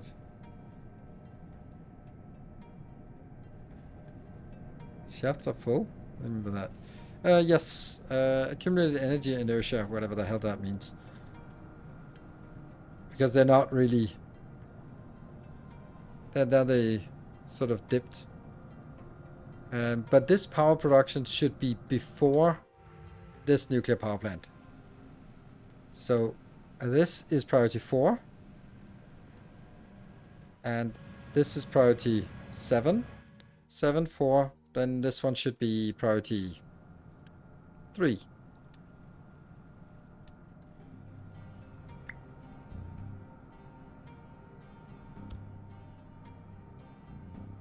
So I want to use this power before I use the other nuclear power plant.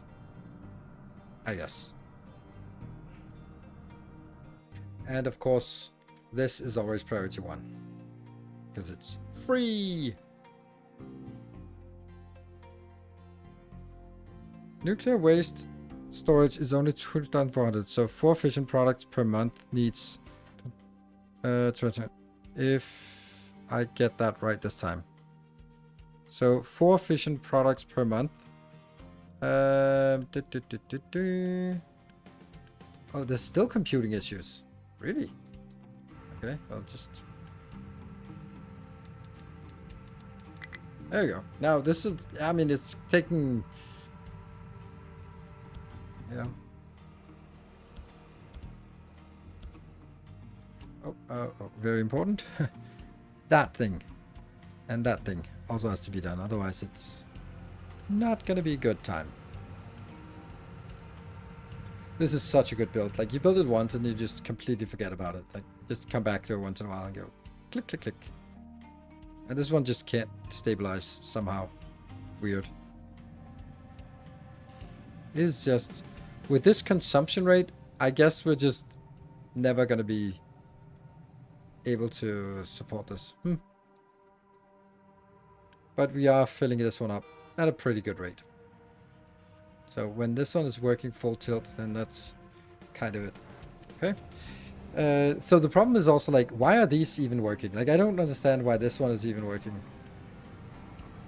Like, this one should just be retired now. I just a little bit afraid about just killing it.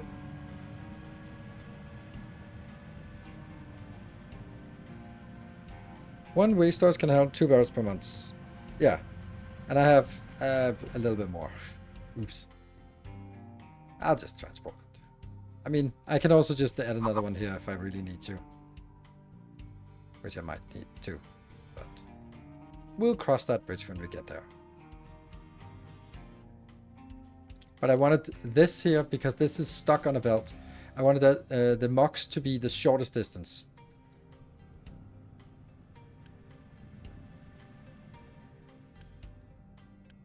This is okay. When it gets below 480, then it gets request a new row here.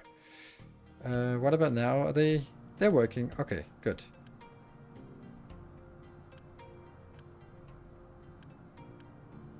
I think the power here is too complicated. Like, it's not something you engage with, and it's not something you can tweak. It's just kind of like, I have no fucking idea what these bars that go up and down, what they do. Like, yeah. Especially when you sort of get this grand scale here with things going so fast. Hello, Randomax. Also, they should not back pressure. No, definitely not. Like, the steam should definitely not back pressure. Everything, all steam should be consumed. That's why we have, right now, we're using 4.5 column and I have 5 columns activated. So that means they should be a little bit below max utilizations. Yay, fast breeder reactor. Yes, and it works. At least so far. So I kind of want internet time with infinite power. Yes, that's actually what I was thinking. Like, I was literally about to say, like, well, now that we have this, maybe we should turn it up to 11 to see what happens if we get it all the way up. Yeah. I kind of want to see if I can just build this one immediately.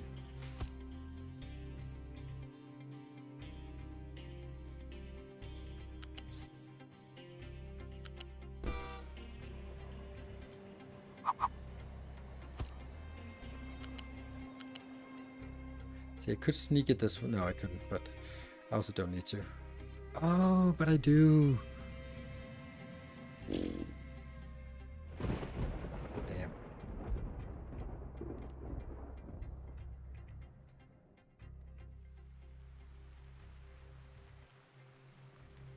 This really is a problem, that one.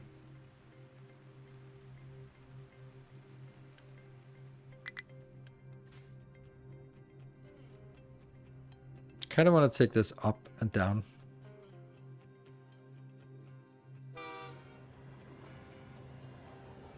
Could change this to level 3 instead of level 1.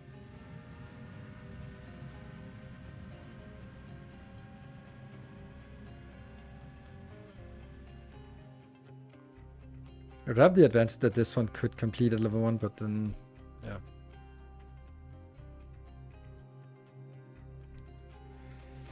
yeah. With ore or plates input? No, I have not. Because that's way too many. It's not like ore, a plate is an input. It's everything is an input. It's all the electronics would be inputs, and I don't have a way to export electronics. I don't have a way to build electronics. So it'd be like it would basically be an everything factory. So, is there any valve-like mechanic for the pipes system? No.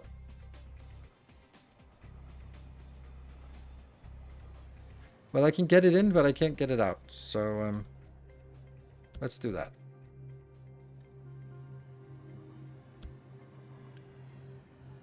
And then trigger when 75. Yes.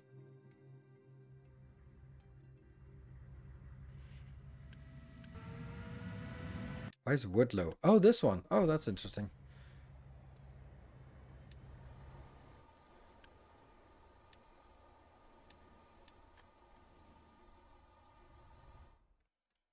Why are they not?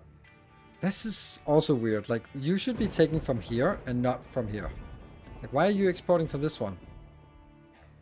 This makes no sense. It makes no sense why they're taking here. They could, and they should take from this one.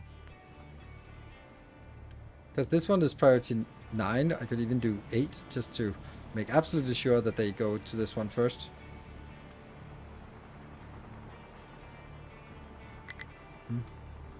Okay, now everything is... Oh, this one finally got to max. There we go. And then I'm gonna be...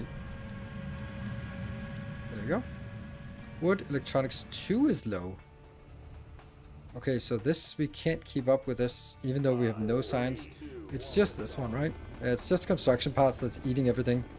So, since we don't expect to need construction parts in vast quantities, like this is full, this is full, this is full, these ones, but this is the one that actually has to work. This one could just chug along. We got 1700, well, we have 1.8k, and that's gotta be enough to get a little bit done working. So, let's just let everything else chill a little bit.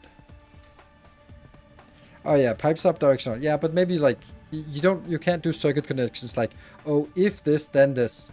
That's one of the weird things, but it's kind of, you can work around it. So right, so this is one of the weird contracts that I'm using. It's kind of not really working very often, but sometimes if I run out of wood because I'm overbuilding construction parts, then I might need to do this part, which is just 6,000 proper for 3,000 wood, which doesn't seem like a good deal, but it's just sulfur, which we can get for... Oh. For free? Interesting why no one can get here. Why can they not get here? Why not? Oh, it's not like a illegal. It's this is where it's allowed to export to. Ah, right. Okay, because this is not allowed to export everywhere. This is only allowed to export specific places. Yes. Yeah. Keep empty above slider works oddly, because it only really applies to items within the red slider. And export priority also applies only to those. After that, the boxes have equal priority for other boxes importing with them. Oh, really? Oh, I thought that was... Because I've been using that as a trick to just kind of say this box is priority 8. Which means that it'll always be priority 8 when they're picking up, then it's like, oh, this is priority 8, but the other one is... Okay, well, that's why it doesn't work like that. But it's also annoying that when you can't set a priority on these, like, why can I not set a priority on this one? See, they keep taking this, and they really shouldn't. They should be taking the other one. But then I can just do this, which I hate doing, but it doesn't really matter because I don't want this one to actually have anything. High supply of limestone, that's this one. This was just gonna be like a fixed thing we do. Low supply of steel. This is crazy. This is so crazy.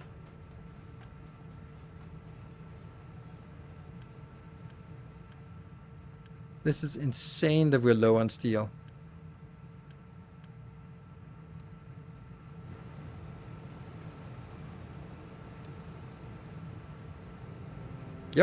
Okay, we dipped here.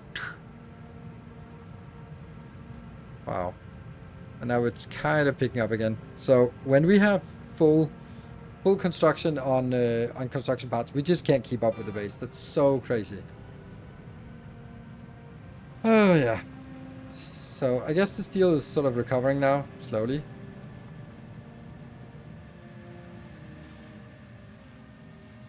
And the electronics just somehow still can't keep up.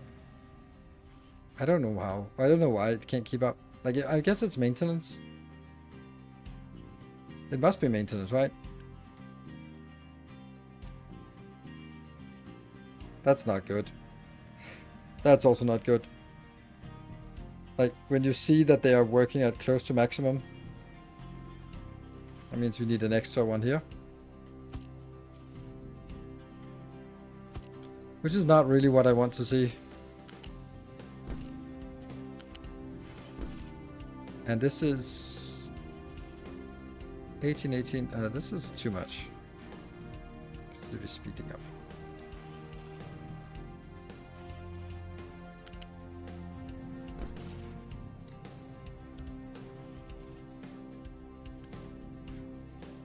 It's maintenance 2, maintenance 3. Already ready.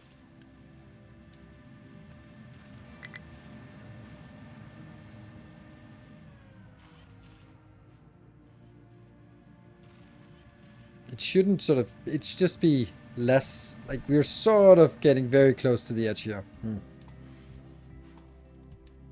Low supply of water. This one just can't keep up unless I have this one activated all the time. The wood here. Are you done with this one soon? No. This 1.8 is what I have in the base. This is not what I'm have on my ship.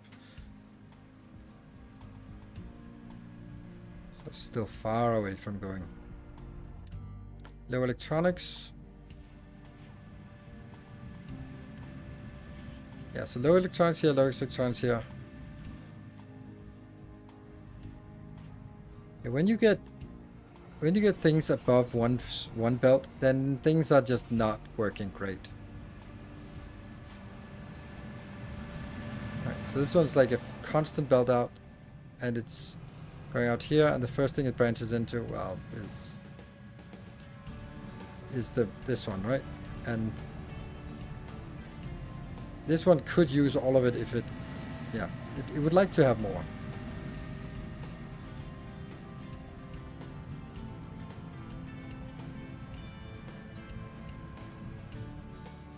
I think this is one of those things where, like, this is the scale of my base.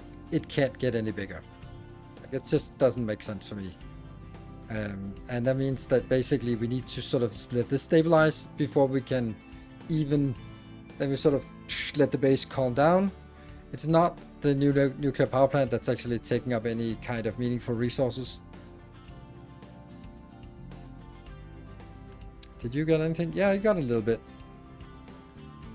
The only thing I'm kind of wondering is, well, it does take a lot of resources. It takes a lot of maintenance. So I'm kind of thinking, would there be an argument to trying to switch something off? Like,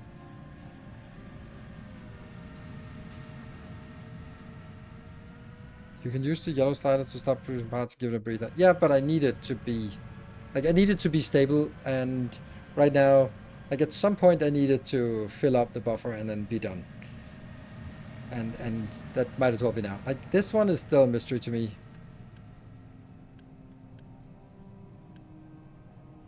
Like, why are you working? Like, it just doesn't work. So I want to kill this.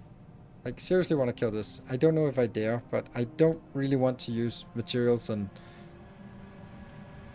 Fuck it. Okay, I was about to say maybe I should take a blueprint of it first, but I didn't.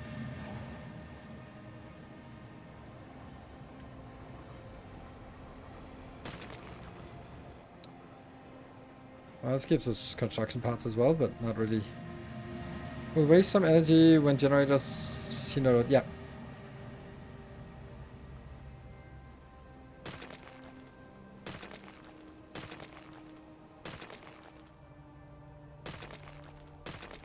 Oh, that one should definitely not be killed. Or that one. Or that one. They're kind of important.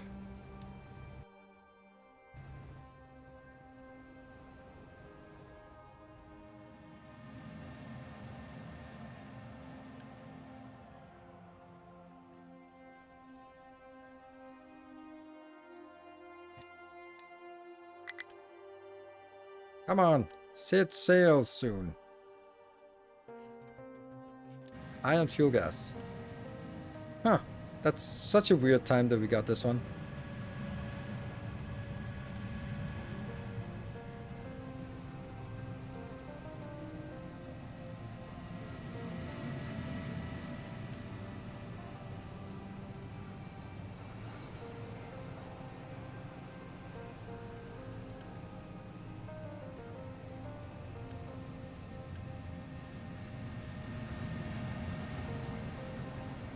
$480 wastewater, so it's 240 here and 240 into the other one. Wow. Well, internet it was, but problem with the internet is also that it probably takes a lot of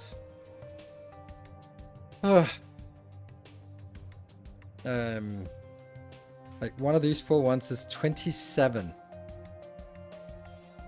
That's a lot of, yeah, it's crazy amount of flubbies. But the bigger problem is the Unity, the maintenance. Oh, and now we have plastic, like weird, crazy things like, oh, plastic is out. Okay, then I need to sort of also figure out what else is sort of happening. This one is somewhat soon out, so I think we can just start building this. This isn't... Oh, there's one guy in each of these. Okay. We can Unity build this just to get it done there.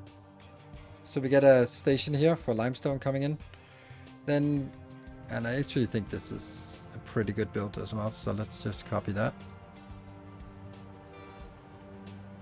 Yeah, and then just change it to limestone. Yeah.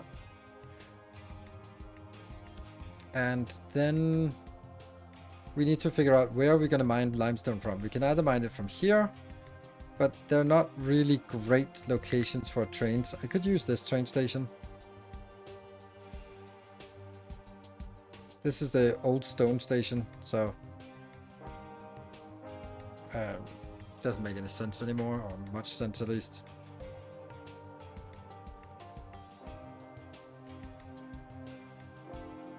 Thing is, can I could just plow through this one and get it a little bit further in. Yeah, let's do that. It's probably not important.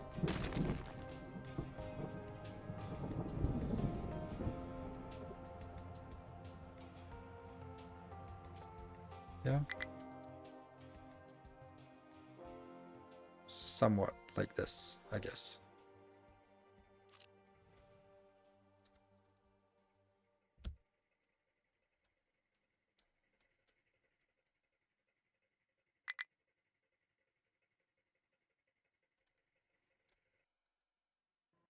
Okay, so this one will be right on the edge. Okay, so that should be easy to place. There. This one will be then load stations, limestone.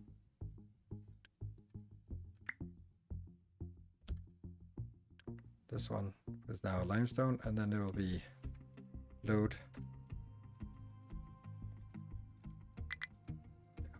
Good. High quantity of slag. That's crazy. Why is no one coming in to pick it up then? Our illustrious champion returns. Samagod, thank you for the 39 months. I was waiting for a hype train, but alas, yeah, I know. I've been also waiting for hype trains. They are, they're not exactly happening very often anymore. Don't know why. I think maybe it's a sign of the times.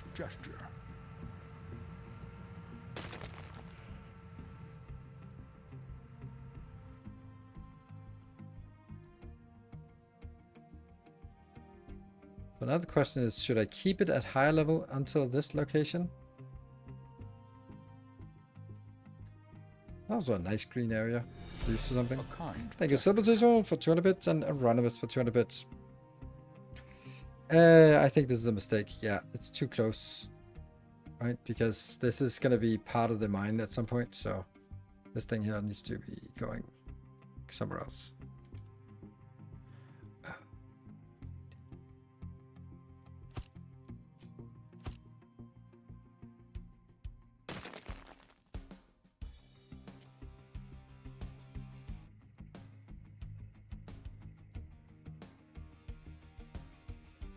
That correct? 1, 2, 3, 6. I think so. Yes. Sometimes nobody has money to rent electricity, food, never mind Twitch. Yes, I think you're right. I also, so I go to a lot of events, and I also talk to some of the facilitators, and they're also saying like for the summer events, they have not sold as much as they usually have at this point. What level is it? 3. So I think that it's I think that people generally just don't feel that they have the money to throw away on not critical things. Oh, perfect. I understand that. And Ninja Charlton, thank you for the 44 months. Well, now it is potentially starting a train. And then we definitely need to be able to cross it here. Let's get a rail crossing. A rail crossing large. That one, that one. Our modest fellowship expands. Praise the sun. Is that misplaced? No, it's correct. And Rendermax, thank you for the gift sub. We normally do 6-7 racing events. 6-7? A kind 6-7? gesture. It's a summer, mainly drag racing, but this year dropped to 1. Very unfortunate. Oh, man, that sucks. Yeah. Thank you for the 200 bits, Summergot, for triggering the train. Ooh, the 50,000 badge. Yeah, right. They just needed 200 bits to trigger that badge. Let's get that one. Yeah, so let's explore that. Like how, like, I don't know why it is like that. Because are the times so bad in general? And it's like, is it a worldwide thing? Is it American economy that sort of reflects? Because the events are obviously in Denmark for Danes, but it's still like they're saying there's something different from previous years. We just can't sell tickets. I just went to an event that was usually being sold out. It wasn't sold out, and it sort of had to get discounts at the last minute to sort of round it off and give sort of like, oh, more helper tickets. Odin, thank you for the 500 bits. Thank you for the events in Poland. Yes, but why is it like? Is it? I don't think it is. To be economic, I don't think it's inflation. I don't think it's the economic situation. I think it is the consumer perception. I think there is a worry that things could get really bad really soon, and more than just actual numbers. That's my thought. Like the whole thing, like the whole scare of like, oh, we're all going to be unemployed because of AI means people are like, yeah, if we're all going to be unemployed, then I really shouldn't be wasting money on something else, right? But I think in general, the cost of living increases harder than wages because we, Europe, are supporting increasingly older generation. Yeah, but that's, Mr. Kick Killer, that's a trend that is progressing and has progressed over the last 20 years. That doesn't explain the difference from last year to this year. It's not like everyone suddenly goes, oh my God, people got older. Like, yeah, they got a year older in the last year.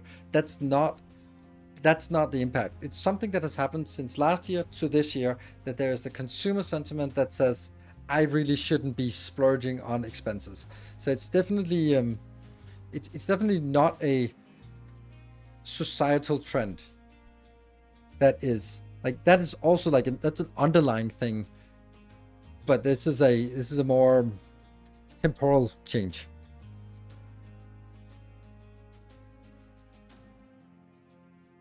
UK pricing always been prohibitive. Yeah, for me, UK pricing. Yeah.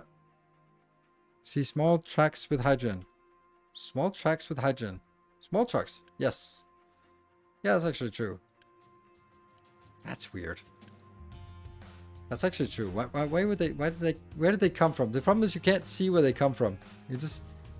The only one I have like where they should be able to pick it up is here, and this one is dedicated to only go to these locations. Because this is for exporting to the other island, and then it needs to be exported with small trucks. Main inflation beating wages increase across the board. But that's the thing, right? I really don't. I don't really understand that. I mean, yes, I understand it, but I don't think that. Like, so I've been a manager as well, and I've been sort of given the mandate to my direct my direct reports about how I can give it. And it was like, okay, the inflation in Denmark was 1.1%. It's many years ago, and we were allowed to give 1.3%, and we were instructed that they should be happy because the 1.3% beat the inflation in Denmark at that year. I was like, yeah, but there's no one, like there's literally no one that comes home with a 1.3% improvement, or let's just put it another way. There's no one who comes home with a wage regulation that is 0.2% higher than inflation and goes like, yes, fuck yes, new TV, new vacation. It's and that's how inflation versus wages work. They don't work on an individual level. They work on a societal level, because you might get a raise, but that raise is more dependent on you and the company and the position and what has happened than on inflation.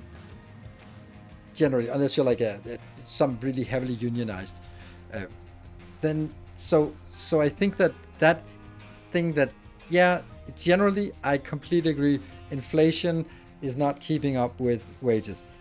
Absolutely. Or wages are not keeping up with inflation. Absolutely.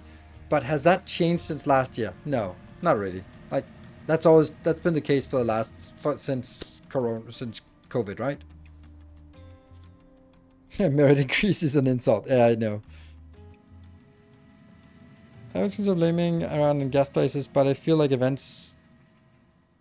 things this year started before that. Yes, but so my point, and this is what I'm trying to get to, like if I have to explain it, then I don't think it is, wow, that got filled quickly. I don't think it is a matter of one thing. I think it's the consumer sentiment. They go like, yeah, is the oil prices directly affecting me? Yeah, a little bit, but that's not the part. I think it's more the fact that there's so much shit going on and there's so much uncertainty in the world that it's like, it's probably not a good time to be splurging. It's probably a good time to build up a nest egg, just because you never know what the fuck is going on. But something is definitely going on. I think that would be my explanation, because that would sort of coincide with, there are the general societal trend, like on the generational level, people are getting older, there's fewer young people to support more old people. There's sort of last 10 years, hey Pucci, thank you for the 27 months. On the last 10-year scale, the inflation and wages have sort of not at all kept up.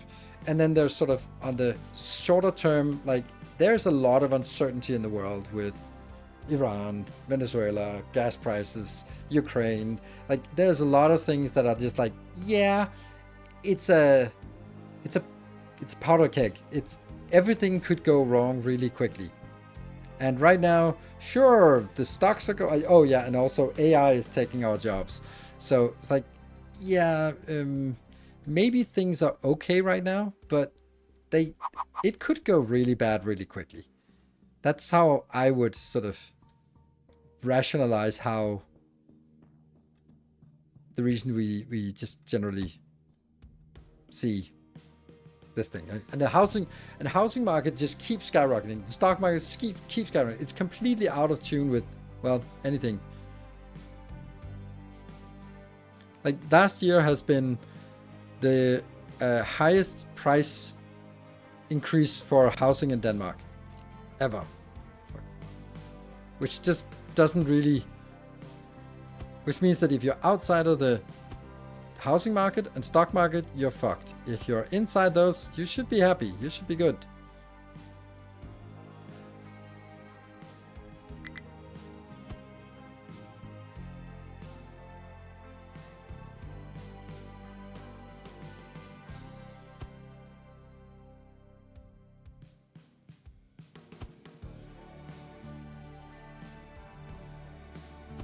Okay, so how many is this? 1, 2, 3, 4, 5, 6, 7, 8, 9, 10. Well, it's not 8.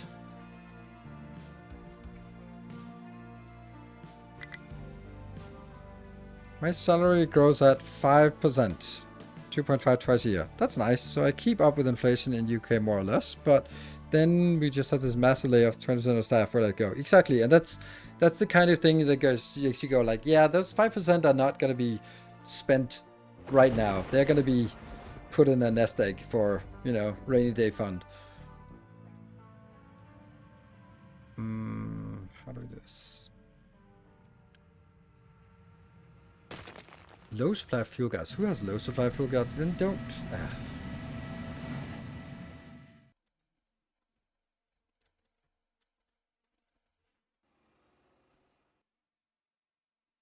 And man, our house has gone up 20% in the past 12 months south of England. Yeah, that's crazy, isn't it? Like, I think it's crazy to think that for a lot of people who go to work every single day and work their ass off, and ultimately when a year is done, the fact that their bricks have made more money than they have is just, it's crazy. It like, just like over a year, your house has just made more money than you have. It feels wrong. God, it's annoying to build on this because it keeps going down. Okay, so let maybe okay, I think there's actually something else we need to do. I think we need to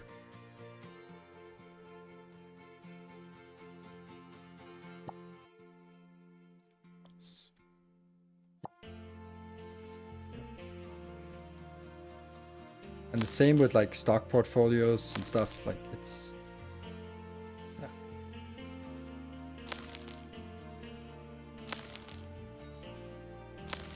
Let's build a location here.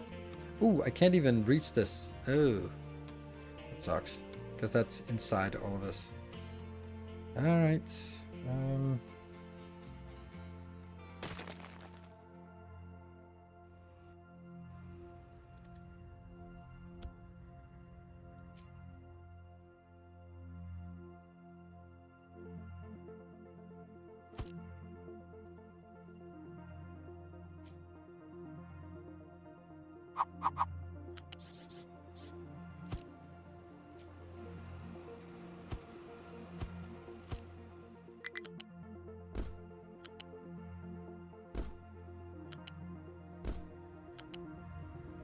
Woohoo. This one, don't pick up, don't deliver. This one, do get rid of it, but only into a location like this. Export routes into that. This one.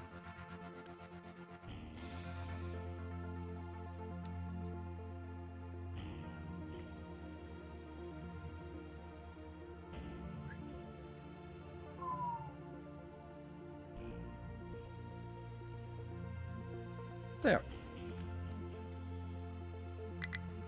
Good. And then we built. There. That should work for now.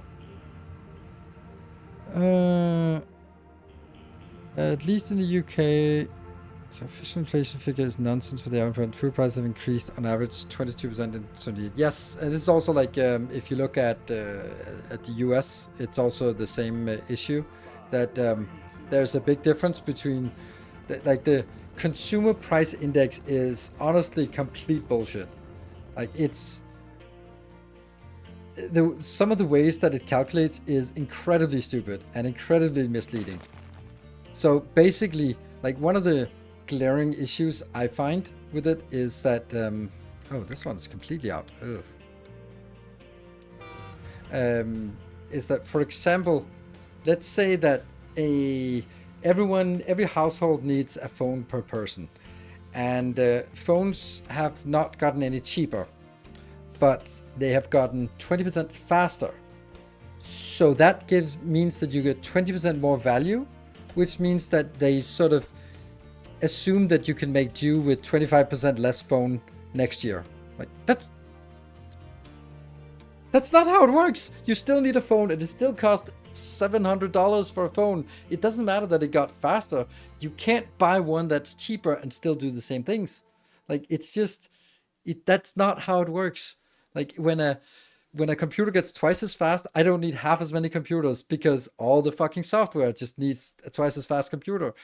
And there's these principles that they're doing that just completely misleading, which makes it, yeah, you don't feel it's like, oh, but you have saved a lot of money because the new iPhone came out and that's 25% faster. Like that doesn't affect my budget at all.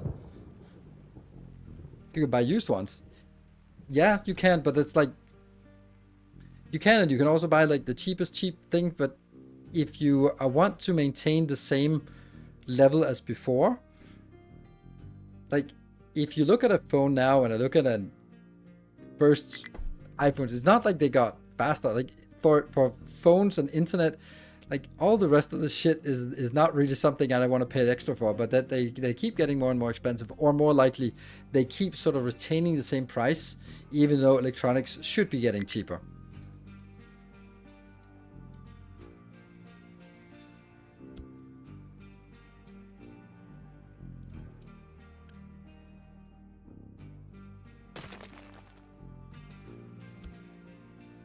I don't know if I should build that here. And revenue growth, 5x in 15 years. Stock evolution, same times 20x. So now you need to pay 4x more for the same investment revenue. Yeah, yeah. And then you have like the investment stuff that's so detached from reality that it just kind of is absurd. Like, which, you know, most of it is. So. Phone for 1K, why would they make one that is priced at 800? True, that is true from a perspective, but this is about sort of when you're looking at the official inflation figures, or in the US you really use consumer price index more than inflation, but the consumer price index is completely arbitrary, which, you know, inflation is also an arbitrary number as well, because it depends on how you position it. Like, for example, in the US, like some things have gotten very much more expensive, such as healthcare and gasoline now, right? And those are, so that will disproportionately affect most households, even though it is like, then other things like electronics have become cheaper. But do you feel that electronics have become cheaper? Do you spend less money on electronics year over year? No, you don't, because if you're getting a new phone, if you need a new phone, you're getting a new phone, and it costs the same as last phone that you bought 3 years ago, and it does pretty much the same thing. At least that's my experience. And it's also kind of, oh, why are we not getting stuff inbound? Like, we have, everyone's like happy and not doing anything, but we are like, this one should be just full.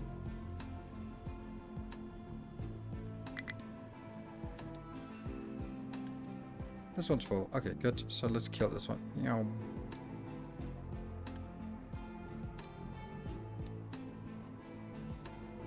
This is just a backup thing. Plastic. Now, plastic is really bad. Plastic is fine, but it's dying. Hydrogen is expected. Oh! This might be a thing, right? Oh, now I get it. Now I get it. So, yeah, when they complete this task, they're also always completely useless because they get stuck. Oops.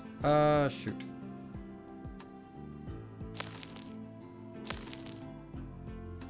Also really important not to accidentally overfill this one.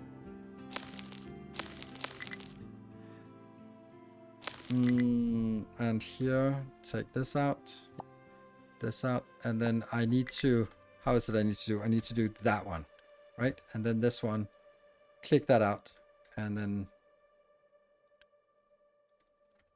these ones should, yes. And then we'll then go back into action and become part of the network, yes.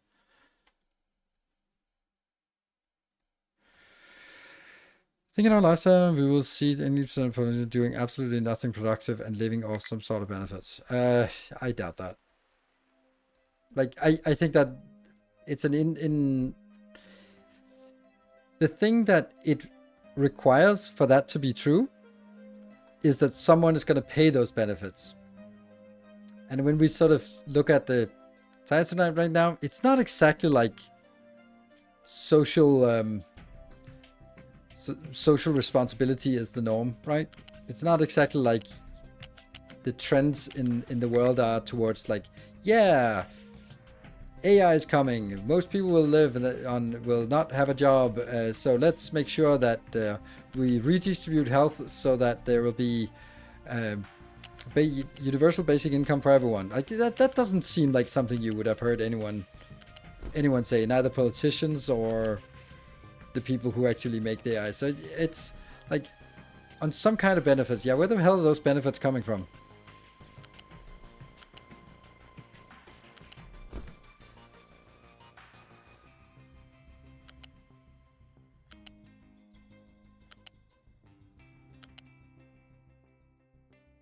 And you can also say like not doing anything productive. I'm not doing anything productive.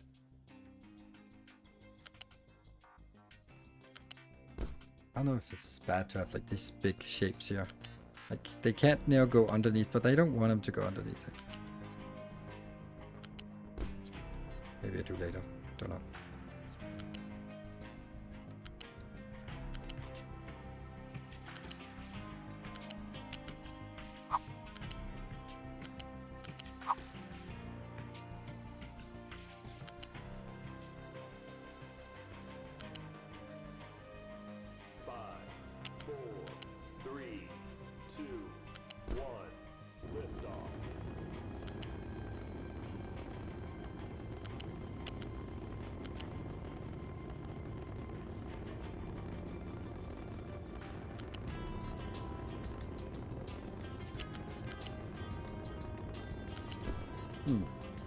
You provide entertainment, the people are paying for it. I mean, absolutely nothing productive. Yeah.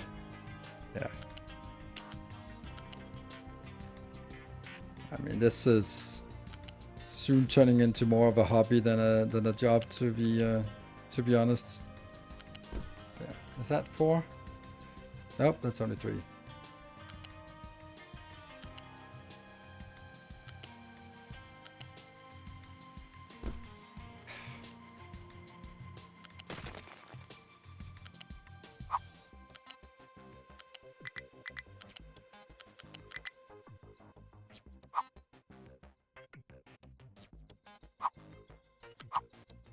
Oops.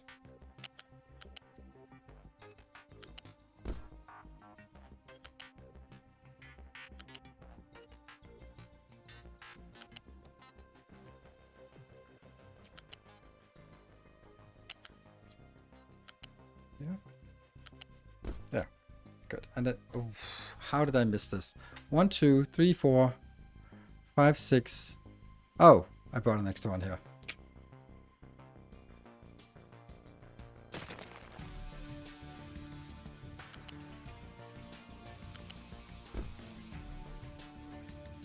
There. So the last 2 will just be like, meh, later.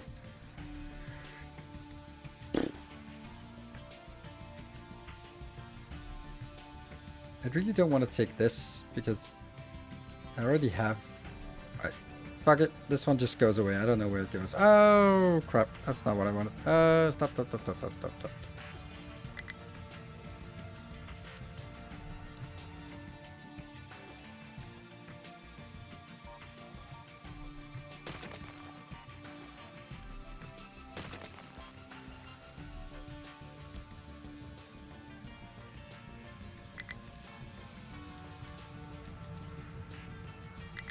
And you're out.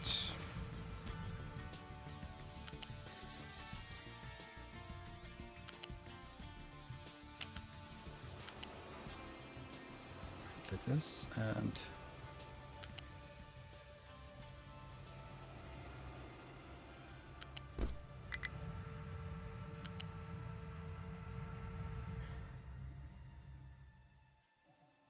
here. Nope. It kind of messes up, right?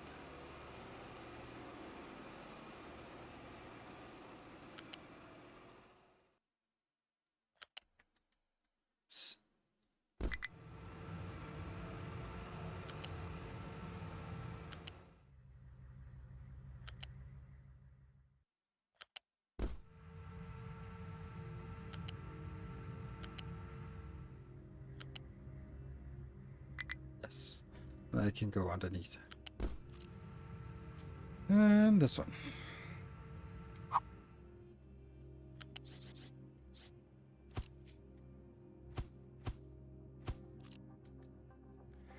Alright, so let's unleash this monstrosity. Good.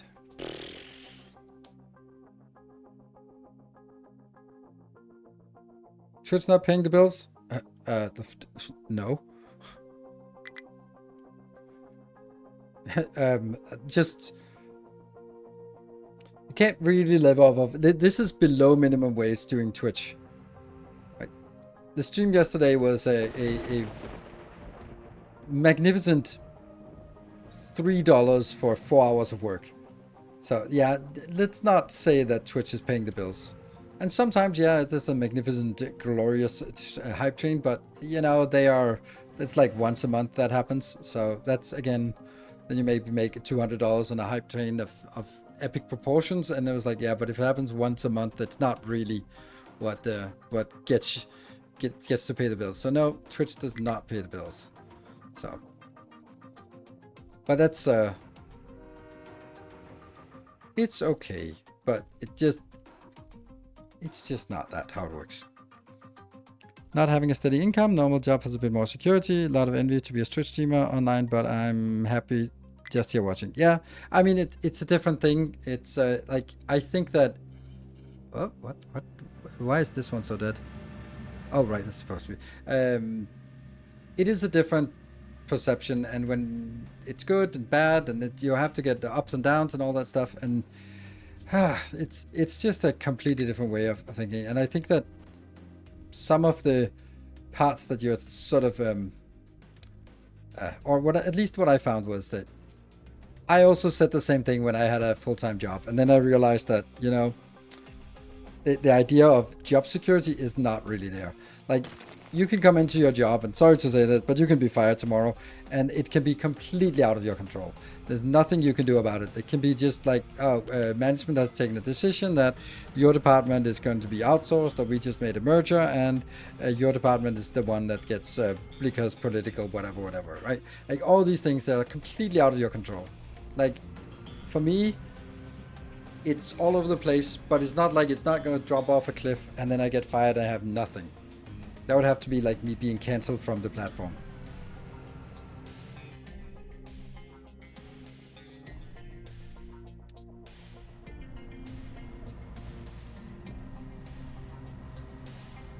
Why is the rubber being used so much? Try to chunks of uranium ore. That's probably... I have no idea why.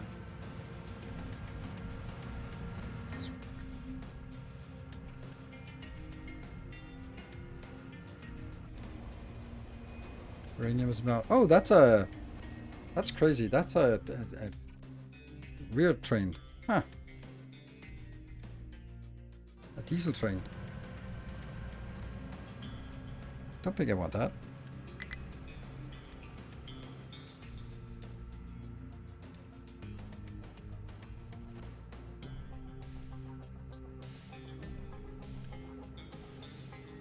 Ah, so you can't get it in there. Oh, there should also be a transaction like this. Here.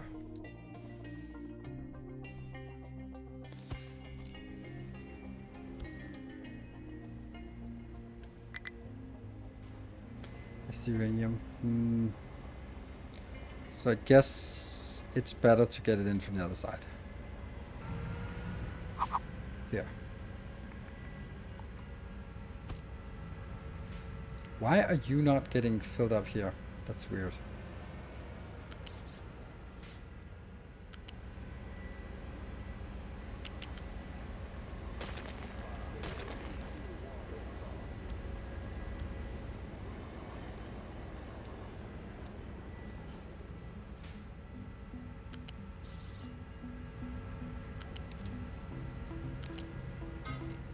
And let's get this one.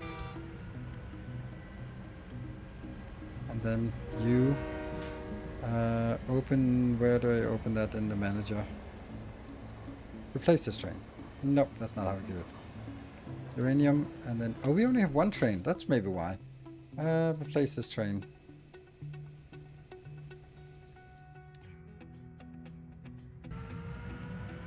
Replace, good.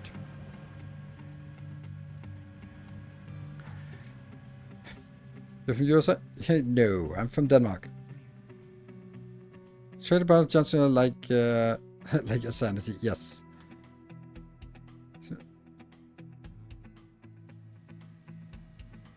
They don't give a fuck about yes. Bit of a trend, to be honest. 2 or 3 other streamers I follow have said it's no longer providing that full timer. Yeah, absolutely it doesn't. It's been a while, but it's gotten a lot worse in 2026. But this is like, I'm also like, my financial strategy is to become independent of my income from content creation. So I put all of it on crypto and gold phones, gold Trump phones. That's where I put all my Twitch earnings. This is so silly. Like in a random place, it just decides to go down. Like, yeah, it should be like here or something. Because the thing is, like, investments are just better. So I try to sort of, whenever I have something, I invest in a very passive way. And then I hope that that can sort of be a nest egg. Oh, this one is emptied. Interesting.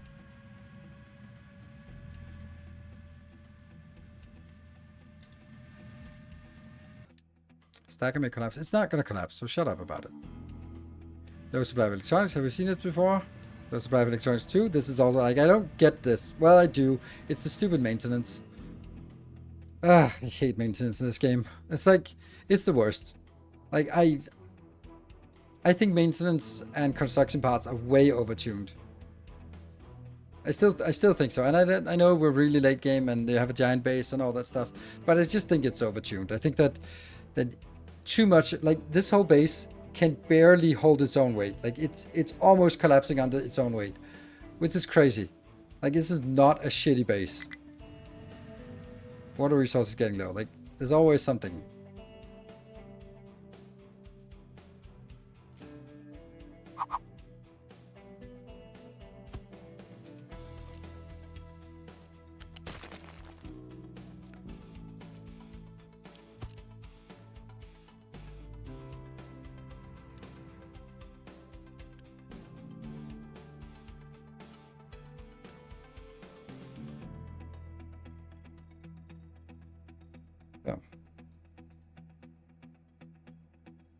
If you pick good contracts, I think it can stabilize.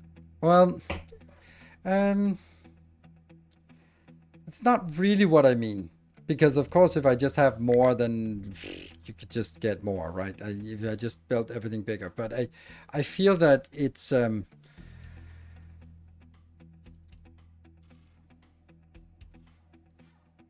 when this game does not work in the same way as Factorio, where you just build more multiple parallel belts because you don't have balances in the same way. You have balances, but everything is just awful in the way that it works. I don't know how to say this, but it doesn't scale the same way as Factorio. You can't just be like, oh yeah, I need 2 of those, and then just stamp it down, because, oh yeah, that also needs twice as much fuel, twice as much maintenance, twice as much trucks, twice as much people, and all those things have cascading effects down the line. So you can't just be like, oh yeah, I want this, and I double up, because it won't be like double the capacity, it'll also be double the consumption. So that's the general problem. So it's like, when is it like stabilizing? The problem is that it's barely stable now, and I'm not really doing anything in the base because maintenance is just eating way too much, and like I can't do anything about it. Like, I have maximum maintenance reduction here, and have that from the very early beginning of the game. As soon as I got that, it's been running at max at all times. Here I have a 10% extra maintenance. Like, I don't feel that I don't feel I'm doing something wrong. I feel like I'm extremely focused on maintenance, and yet I'm still just not able to keep up my base. And then you could go, yeah, but then just build a separate maintenance factory. It's like, that is an insane amount of work that you have to put in to just not have your base collapse under its own weight. And that's exactly what I keep saying this, because that is the essence of it. It is the whole collapsing under its own weight. Like, this base, we're not doing anything. I'm not producing anything. I'm not producing science. I'm just trying to restock my construction parts. That's the only thing that goes. I'm not changing any vehicles. I'm not building anything. It's just maintaining, and it can barely do that. And I just think that's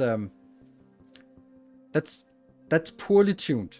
And I've said that from the very beginning. And then there are phases when it's good, and this one can also stabilize. Once this one fills up, then it'll stabilize, and there'll be a lot less demand. But I still feel that I have to sort of I can have a space project going, I can have vehicle upgrading, I could have science going, I can have construction parts replenishing, but I can't have more than one of those. And that's just, it makes it detracts a lot from the game. It also means that I think this is a good base. I think by any definition, it is a high percentile of quality of base. I don't think a lot of people, like, of course there are some people on Reddit who build like monstrously big base. Sure, but if we take the average player, no, this is not an average player build. This is definitely not. This is, I don't know if it's top 5% or top 1%, but it's up there. And yes, there'll probably be some people in chat who can build twice as big. But yeah, you're also in the 0.01%.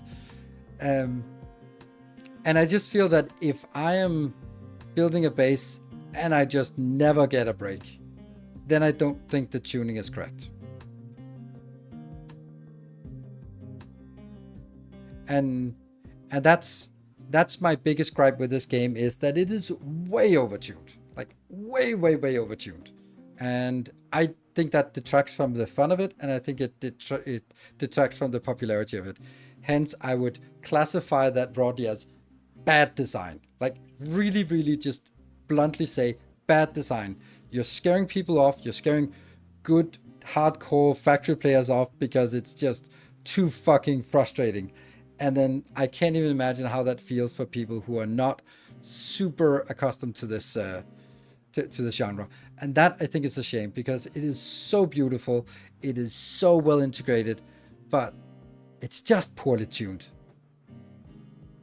You need to balance the belts and pipes bigger, with more maintenance.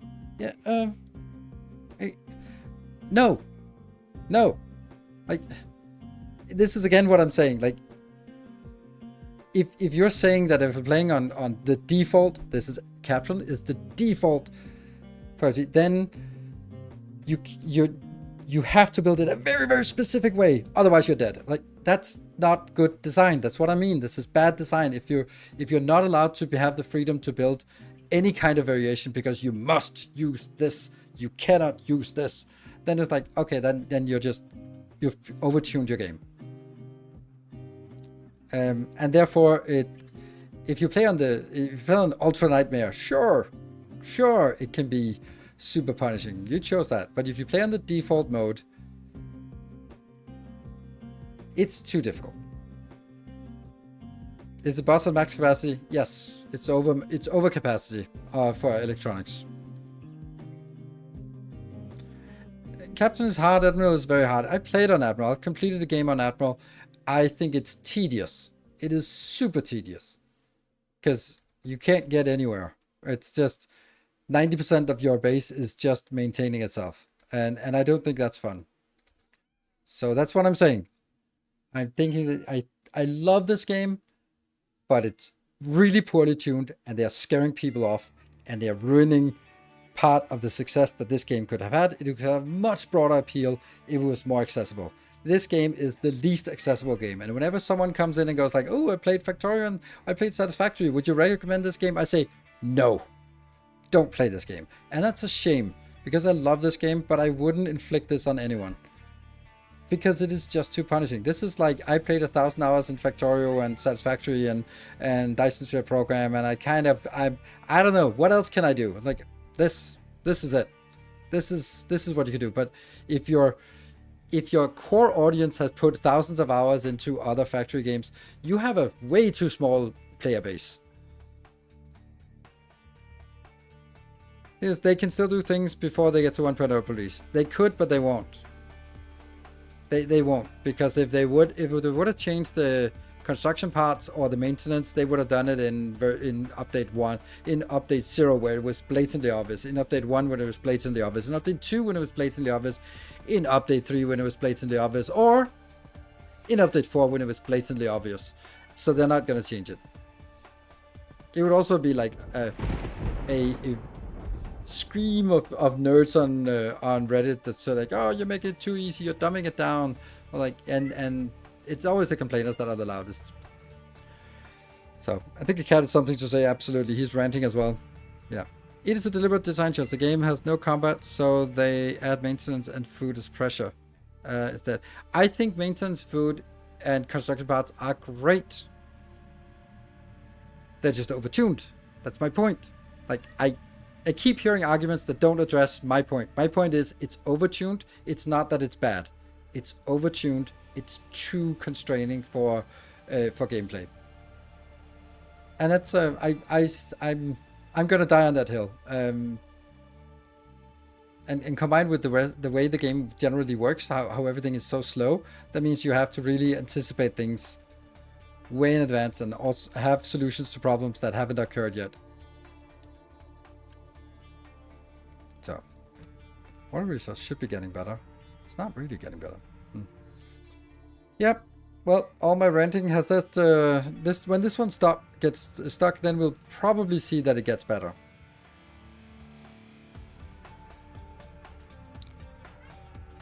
I like that on Capture Industry.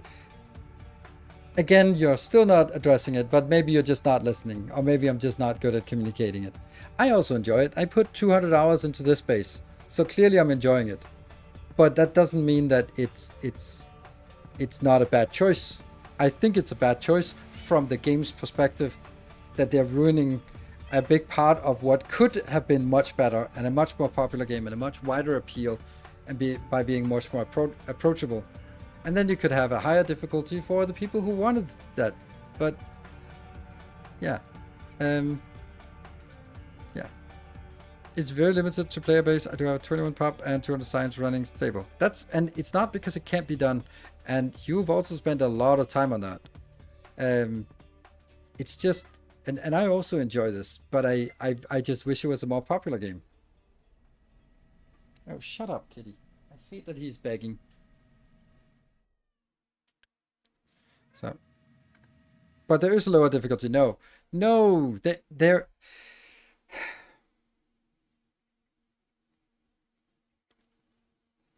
is a lower difficulty. Of course there is a lower difficulty. You can also turn off maintenance probably. But this is talking about the game presents you with a difficulty option, and this is the medium difficulty. And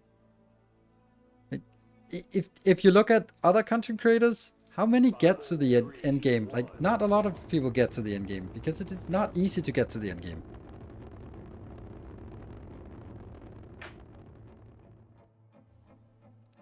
It's like, it's I hate this argument where it's like, here's the game out of the box, and then the argument, if there's anything wrong with it, oh, you could just mod it. Like, no, the game out of the box should be the distilled, perfect experience that the game developers intend. This is what they intend, and if they intend the game to be really difficult and frustrating and slow and prone to death spirals, sure.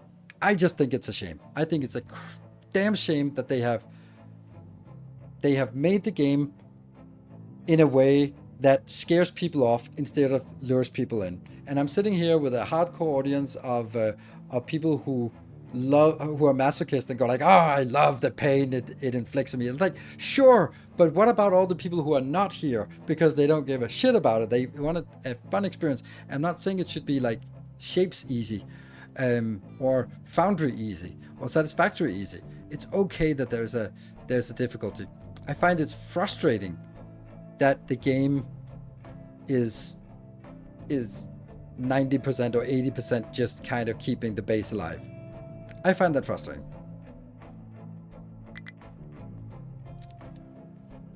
That's what's already out. And that's the part that I'm like, yeah, that's kind of weird. Oh, they didn't allow them to expand.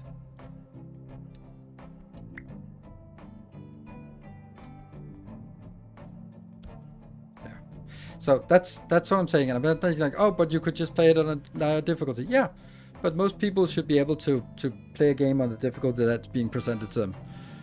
And the game presents this difficulty, and this difficulty is not fucking easy. It is not medium difficulty, in my opinion. Like, designing a fast breeder reactor, not simple. Keeping a base flowing, not simple. I think this is an incredibly difficult game for what's being presented to it. What are they? What's the problem with these? Struggling, but you're not telling me where you can't reach. Well then. Okay, now you got another assignment.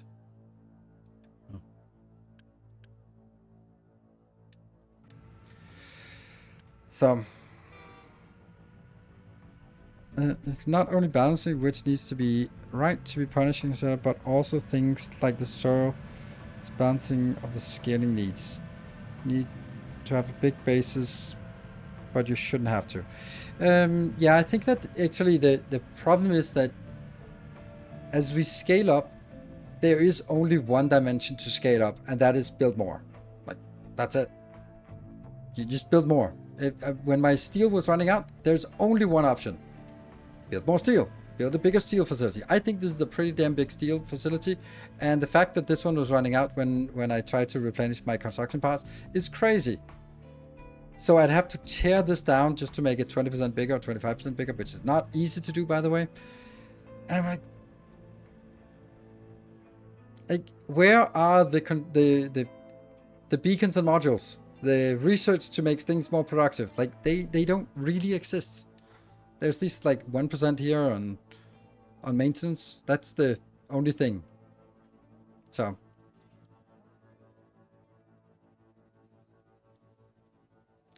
yeah, they are rebalancing this. It could have annual like levels of engagement and potentially popular spike. Yes, I really think that this game has a lot of potential. It's such a good game. It's so well crafted. It fits together so well.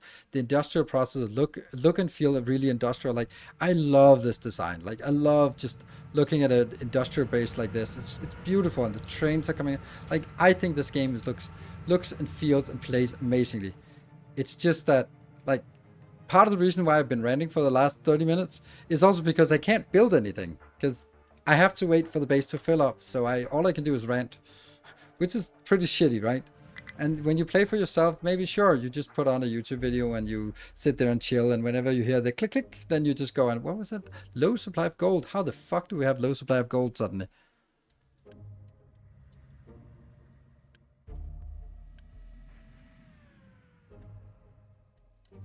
Oh shoot, the sand ran out. Oh, long ago. Wow. Huh. Shit. Damn.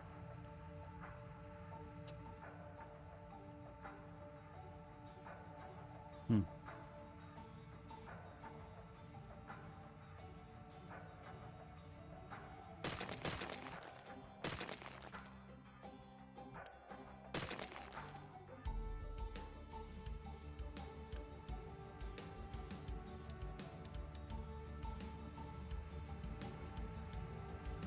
Oops.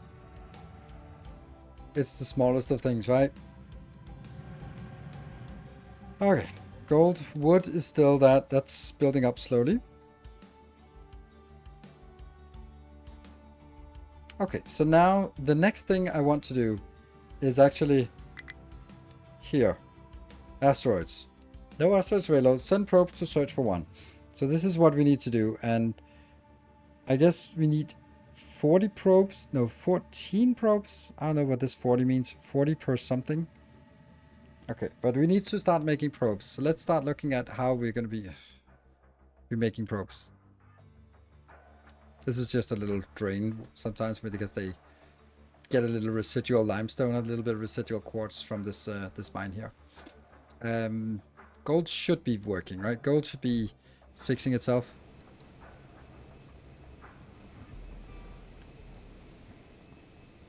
I think so. Okay.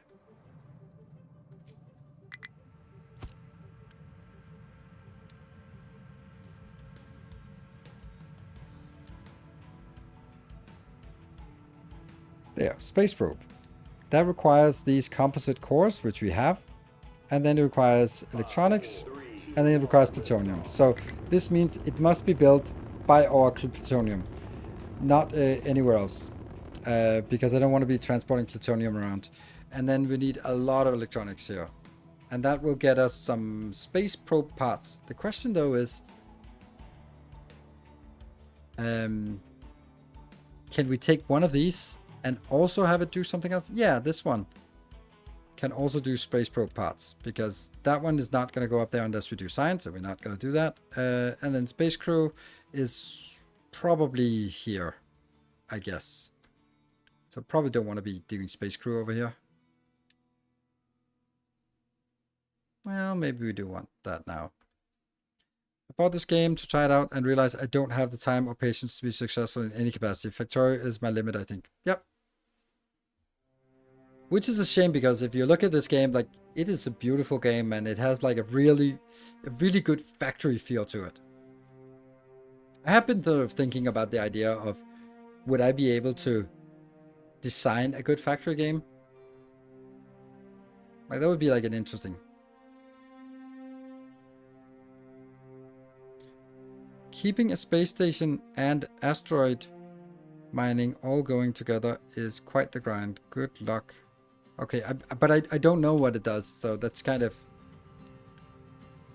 But this is producing 8 from 16. And we have those parts somewhere, right? We have those parts here. These are producing 8. So I'm kind of thinking... That's this one and this one, but what are the other things? Ah, that's plutonium. We're not going to do plutonium. So we are actually getting this part in here. So what I could also do is I could actually get these parts out on a box.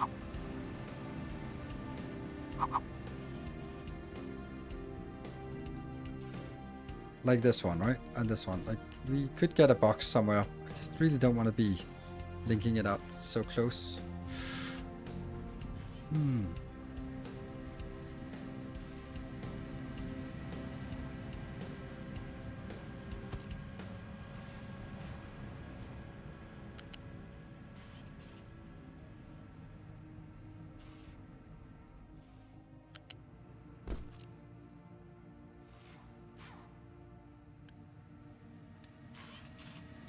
That gets us the composite cores up.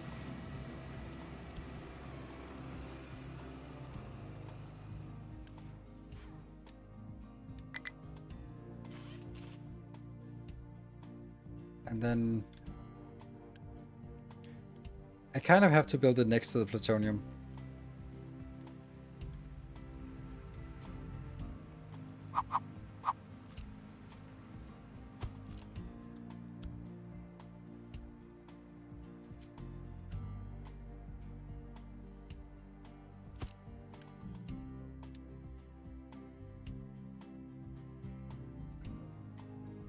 Space probe parts. It's only space probe parts. Okay.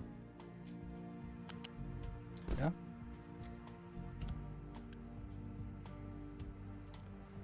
That will not complain. And then, like, the question is, like, how big do I want, or how much do I want to build?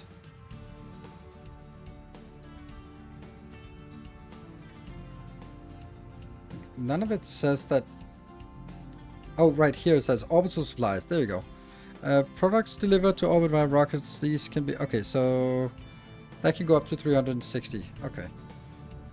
So how much do I want from this? Like, right now, this... 2 of these can go into that. This number seems fine to me. Like, it seems... Right now, it looks like... Let's just get 1 and then see what that does. And then I'm going to build it close to the plutonium, because I have plutonium right here.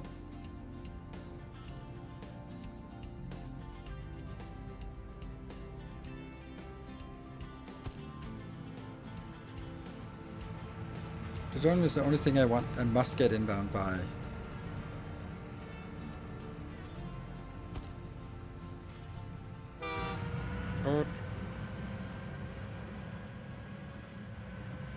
Actually, I'm going to take this out.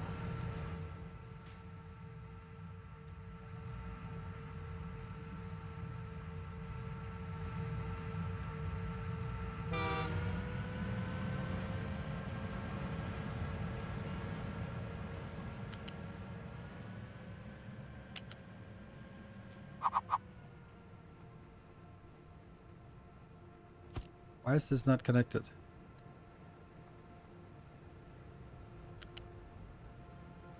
Oh, because it...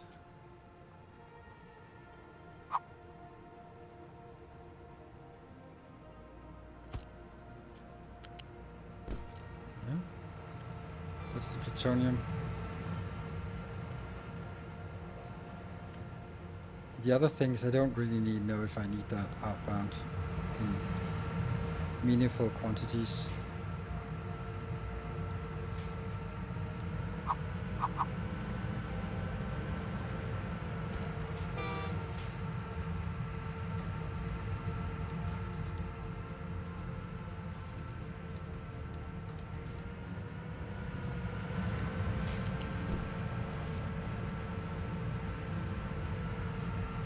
I guess the other ones just...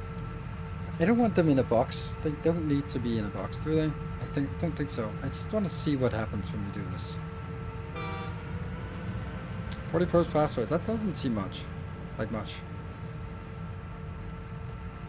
And then this one's waiting for products. And then I will... Oops. Get you flowing.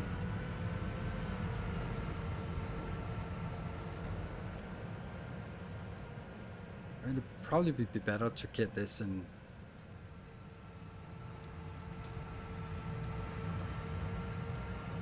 Otherwise it never gets done if it's not prioritized. Well, I got one of the items. Let's see if we get the other ones. Low on space probe parts, we are aware.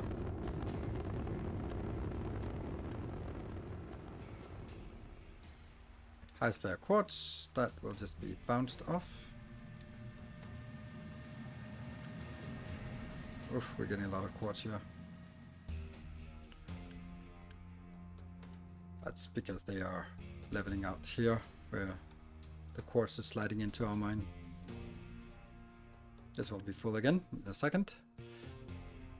Low supply of gold, is this still bad? Ah. Okay, we are getting a non-zero amount in here. And a high supply of quartz. Get that, bounce that out again. There we go. Still a little bit here. Gold, space probe parts, and let's go here. I mean, we can build a better build, but let's just see what the space probe things work, how they do. Hey, it's working! And it'll be lacking a little bit on stuff coming in, but yeah.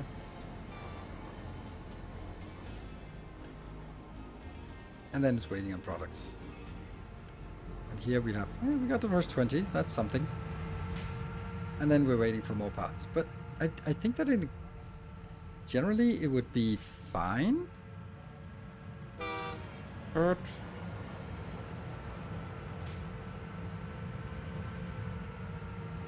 Would like to see the other ones coming in a little more regularly. There's the other one. But how much are you bringing in? You're bringing 18. Okay. They are going out quickly, these ones.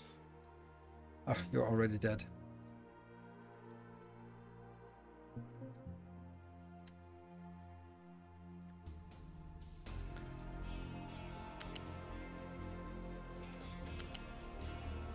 It's kind of silly, but let's try to do it this way. I don't bother rebuilding everything, but it'll be like the first couple ones that go out will be the ones that go into here.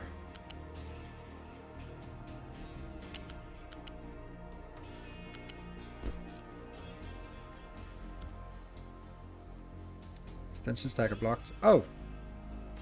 You're also... okay.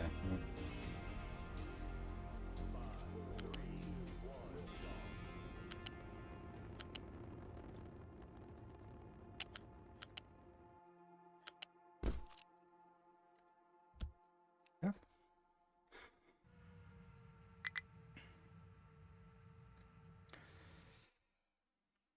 Get out. Get out. Space probe parts? Nope, not yet. But what about in our production facility here? Oh, look at that. That's crazy. So just this amount here on the road was enough to start messing with our radiation here. Pollution, radiation. Yeah, it just spiked.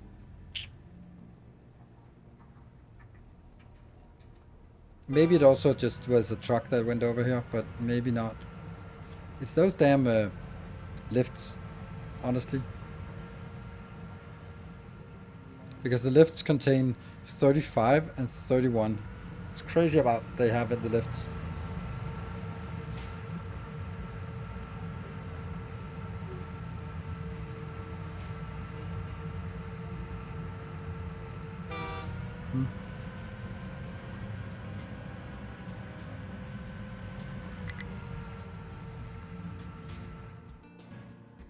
Limestone. With a little plutonium, everyone gets superpowers. Yeah. Or cancer. It's one or the other. Is this producing anything? This has produced a little bit, so we could also sort of move it over and put it in this little area here. Tuck it in here. But even I'll still have something on the belt, which is not great. The gold, how's that working? This is still sort of not really getting there, but... Composite core is full. That's kind of okay. I just don't want it to be empty. Biomass is a weird thing. Just get it rid of it. Okay. Just get rid of it. Go.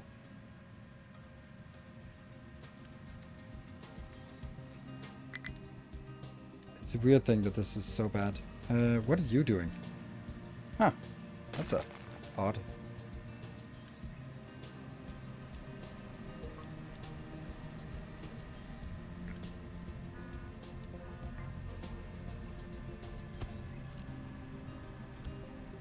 I love that you can upgrade from a small one to a big one. I get lazy and stop separating biomass and just treat it all like the rest of the waste. Okay. I feel that there's a value in this, but I might not. I mean, you're going to transport it anyway. I could also just put it in here and just turn it into dirt. That might actually end up being more valuable. Oh, we got a delivery coming in. And this one is still, like, this is crazy that we are... Radiation-wise, we can't get rid of this. Oh, this is so fucked. So even this teeny tiny little thing is enough to kill us. And it's that damn...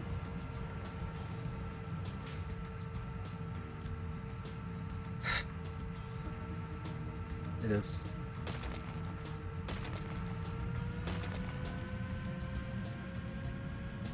I don't know where these go when they're dead, but...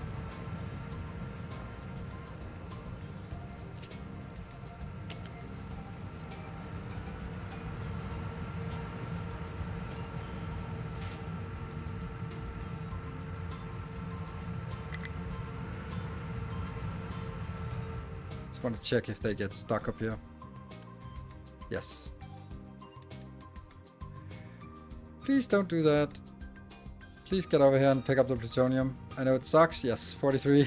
That's gonna suck. Let's counteract it a little bit by saying, hey, get some growth going. Yay. Start breeding. Condoms are forbidden. Now breed and get little freaks.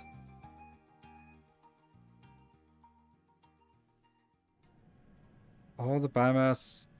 Yeah, I'm not going to use it for... I don't know you know what I'm using for.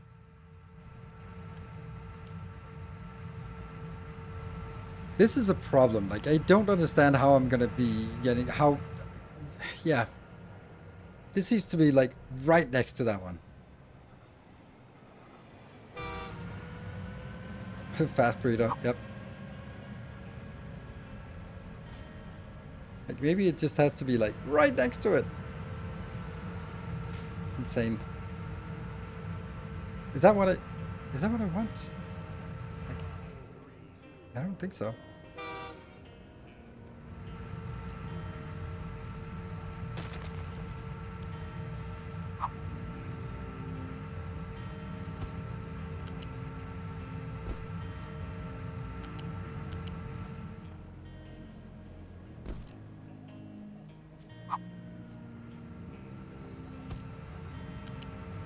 This seems so silly.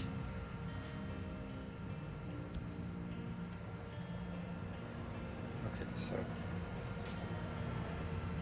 there.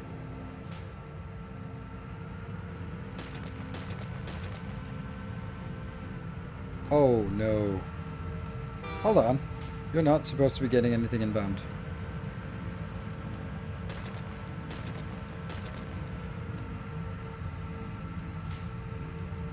Let's just shunt it over here. Or over to the other one, maybe. Get somewhere.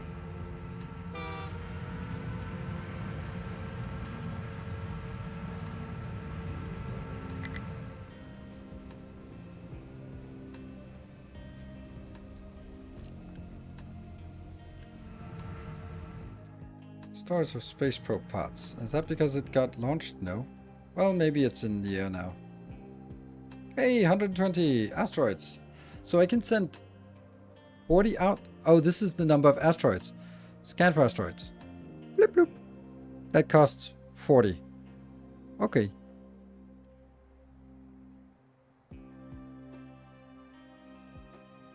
It goes, oh, the health threshold, I'm not sure it explained in the game. Yeah, I've spent a lot of time figuring that out. But it's more like, so now I know it. What the hell am I going to do? Oh, okay. 500,000. Bring to orbit. So that's 240 of these thingies here to bring it to orbit.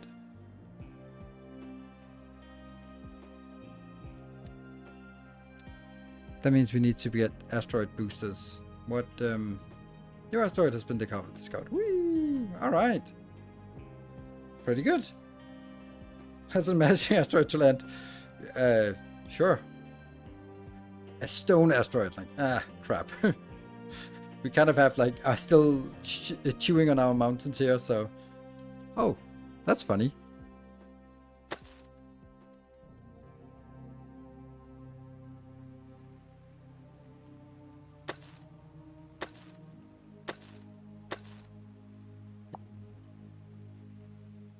It doesn't feel like it's going as quickly as it used to, but that's probably because the trains here are not filling up fast enough.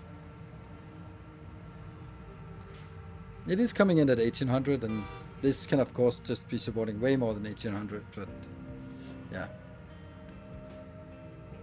New asteroid has been discovered. That's an even better one. But that's also a little bit expensive. Yeah, stone asteroid with nice stone factory, yes. I think about 1 in 10 to 1 in 15 asteroids are worth bothering with. Okay, but I mean, it depends on what you want. Like, if you want something that's, like, I think that all of these, I mean, now I've only scanned 2, but I'll scan 1 more, is, like, they all seem good. Like, yeah, if we want the titanium somewhere, then awesome. Let's have a look at the main remaining part. Like, just dump a little titanium blob down here. Makes them more annoying. Yeah, I could imagine that, since I don't know how that works, but you'd have to. Yeah, that seems a little bit more sucky. Like, if it didn't have the stone, it would be nice to get some iron going, but yeah. And it's 240 to claim it. Well, that's fun. Oh. If I can only store 360, how am I gonna catch that one? Get a bigger build, I guess? Bigger space station to fully utilize it? Let's see. So, blah, blah, blah, blah, blah. Where are we going here?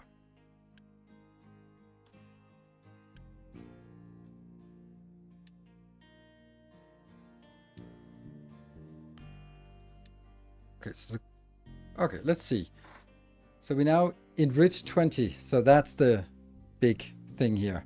Titanium is not really a problem. This one, I mean, yeah, sure. But it's the enriched uranium, which is a little bit difficult to get. So once we get that, we get 2 of those become 4. And 4 becomes 8. 4 becomes 4. So it's diamonds are dirt cheap. They're completely irrelevant. These ones we got. For me, it looks like it's not a big deal. Except for this one. Oh. That might be.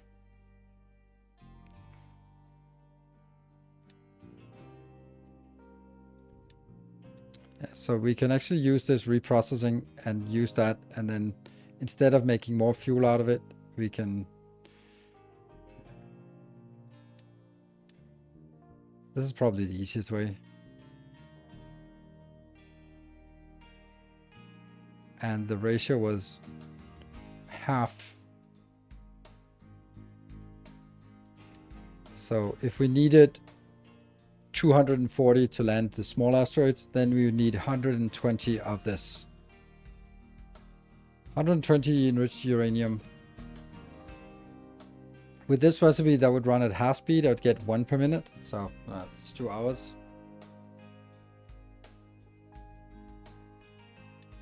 Alternatively, is like build a genuine process that just makes this, which is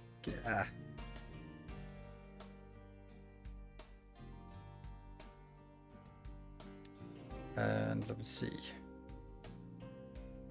This one, enriched uranium, comes from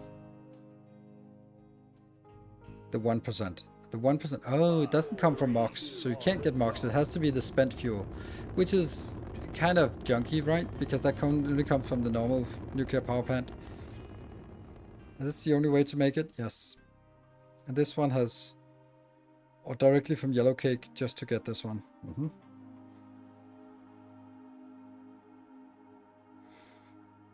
And this is like a 1 to 6 factor.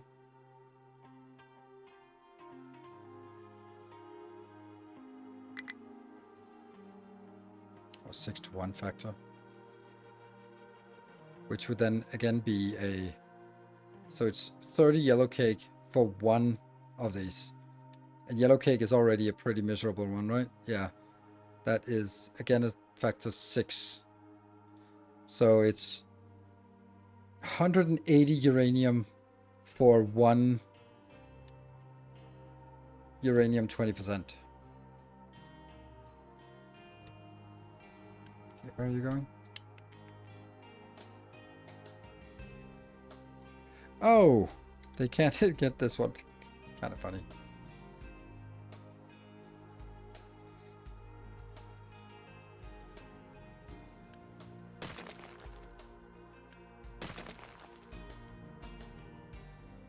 This is gonna be really quick to do.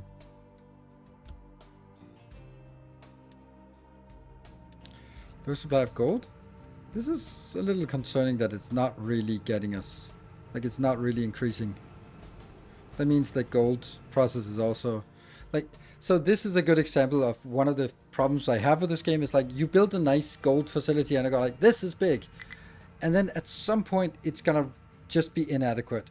But the amount of time and effort it needs to double this, like, first of all, I couldn't double it with the space I have, so I'd have to build it somewhere else. And I'd have to redesign the whole thing because there's nothing I could do to sort of, oh, get 10% more gold yield. Yeah, whew, there we go. I have a better refinement process. Like, there are no upgrades in this game. And even if you sort of can upgrade from level 1 to level 2, then it also always changes the recipe somehow. So you have to redo the design from scratch anyway. And that's so what size do you build stuff at? You kind of have to sort of look so far ahead that you think, like, what is my maximum gold consumption going to be in the late game? I have no idea. Because now I'm running up against not enough gold. And I can't be coping with build a new gold facility that's twice as big. Like, that's just not happening. Just not happening.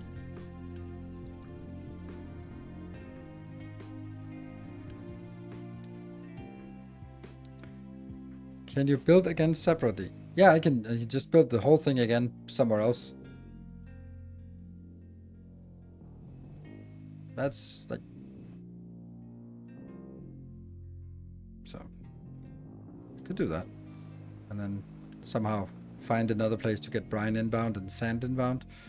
And then the other things inbound and work.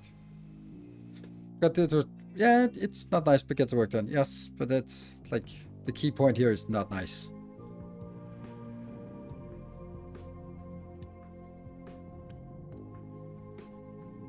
It's these ones, right? Yeah, they can't reach this, so I have to do this.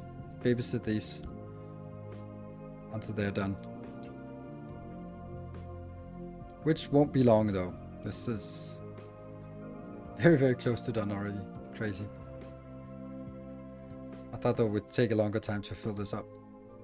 Oh well, this one is nice. This is not fast. Maybe this one should just be switched down to 1.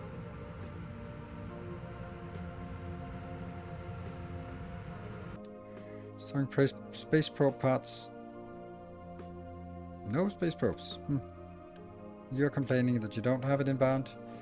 And I guess the space probes are just tucking in here. I think this is like an excellent way of doing it. It's not fast, but it doesn't, to me, it doesn't seem like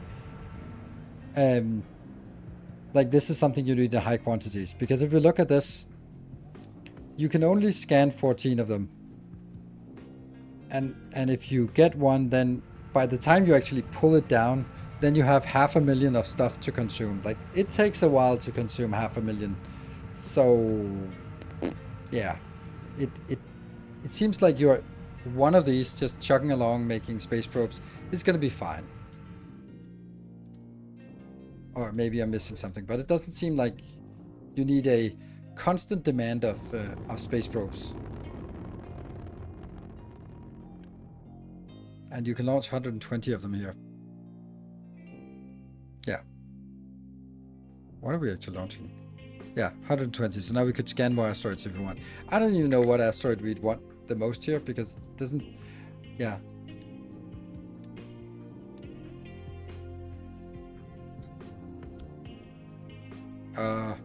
That doesn't seem right.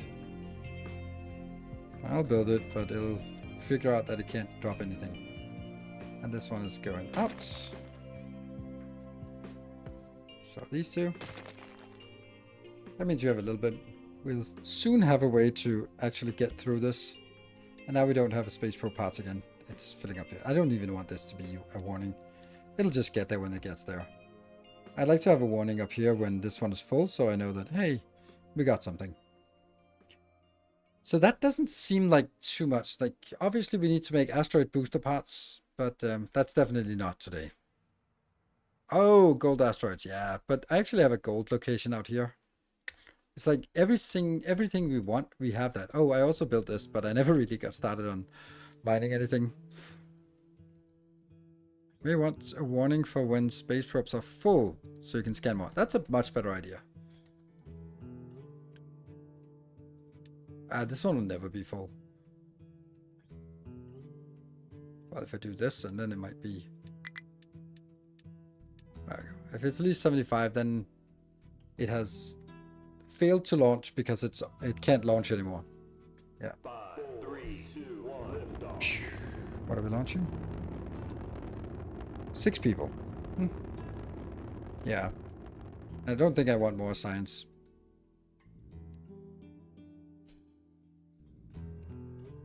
Launching 4 rockets full of booster parts for 1 asteroid takes work.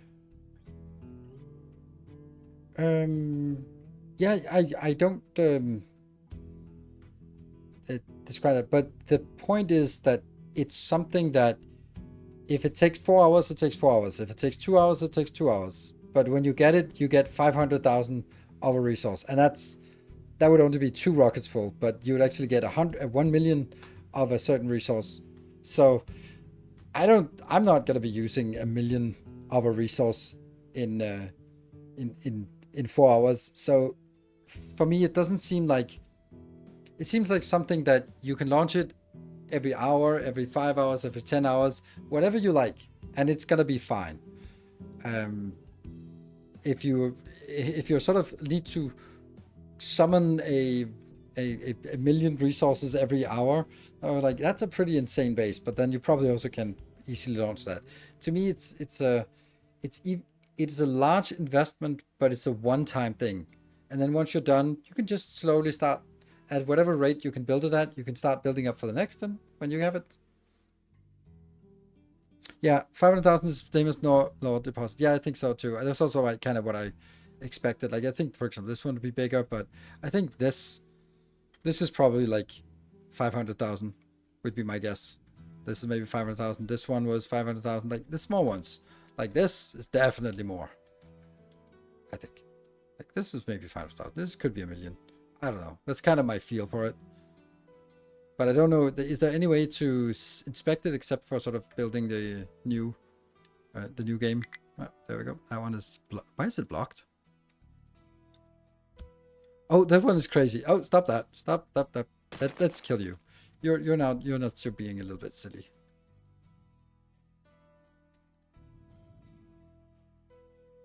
This one is also. I think this is also done.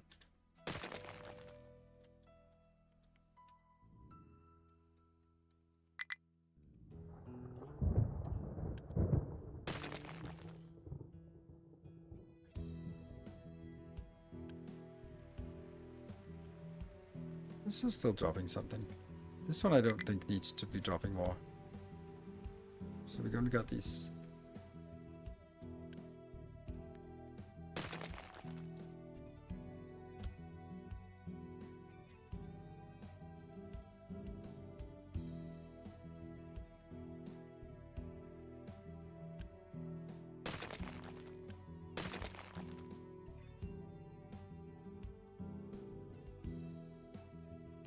I don't think these need to be doing anymore. What are the stackers doing exactly? They are just taking stuff from belts and just dropping it. And then when they can't drop, they drop in a little area in front of them, like a circle in front of them.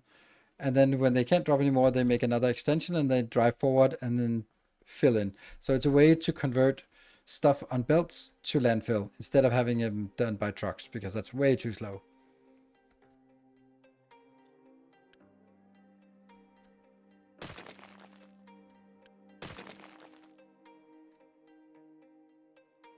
And you can see this has been pretty quick.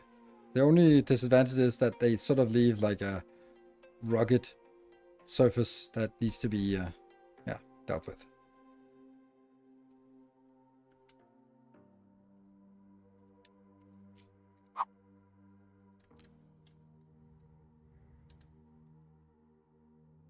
Oh, they're too far away.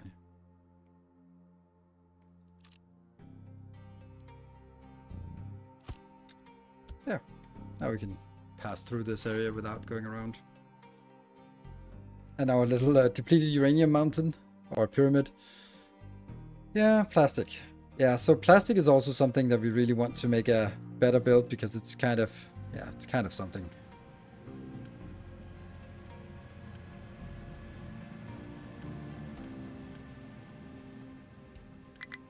It's a lot of sugar canes we're using. Wasn't there also another way to make this? from naphtha. So that means we could redo our oil industry to do that. Because this is a product of the heavy oil and the meat, potentially also the light oil. That's actually really good. So we could get a crazy amount of plastic. So low supply of gold is still a problem. High supply of quartz is just a unity thing. This is working quite well, this sand mine. Yeah, so I think we'll wrap up this. We can crack diesel. Oh, really? Yeah. I mean, we have lots of diesel. It's just feels like it would be better to go from 24 to that. It seems like I would do extra steps. Like going for sort of heavy oil to diesel and then take diesel back. Seems like I could maybe skip a step or two here by, for example, doing, where do we have the heavy oil thing? The light oil, for example. Could also just be fuel gas. That might, I don't know if that's better. Where's the heavy oil being processed? There, heavy oil is here. So the heavy oil could, instead of taking the 24 to 36, it could be taking this one. That would be a better ratio than going through this and back to that. I just have to redo and have the naphtha being exported somehow. And this is actually, this is 48. When this is fully running, it's 48. I would also be able to do the light oil, right? This is the light oil. Light oil could also be doing... Oh, it is already. What? Oh yeah, it is. And then this is the naphtha turning. Then we could also, instead of doing this step, simply remove this step here, which is again 24 times... This is another... This is 24 to 36. Okay, so I get 24 times 4, that's 96 plus 36 plus 36 is 72. That's a lot. 168. So I could get from this build, by just removing this and changing the recipe here, I could get 168 naphtha. And that would be... If I plastic that, would be times 3. Yeah, that would be an insane amount of plastic.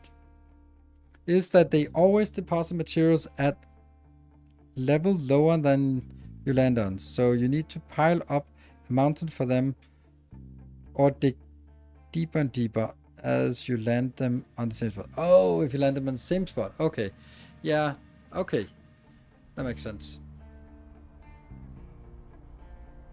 Right, so if they land at level 20, then they land and maybe you have to dig 5 levels down, and then once you have a hole in the ground, then they land and then you have to dig 5 levels down. So you kind of have to dig it out, level it, land it again, dig it out, level it, land it again, if you're putting it in the same place. I can see that.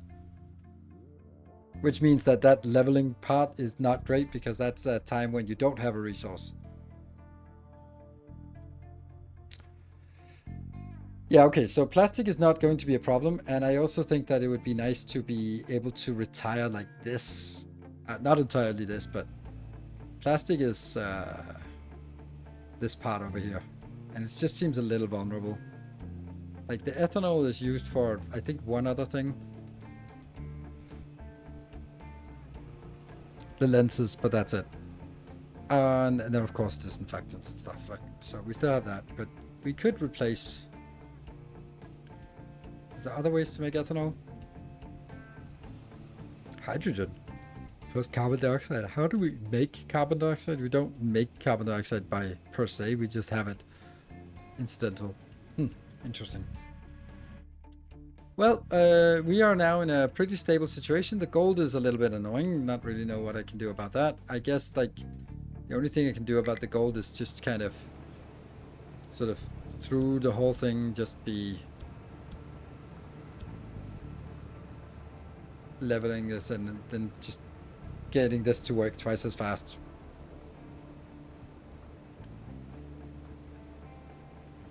And that'll give us 9 more per minute, but it's not much. Ethanol, could use it, make more ethanol. Yeah. To have 2 places, and that will, yeah, sure.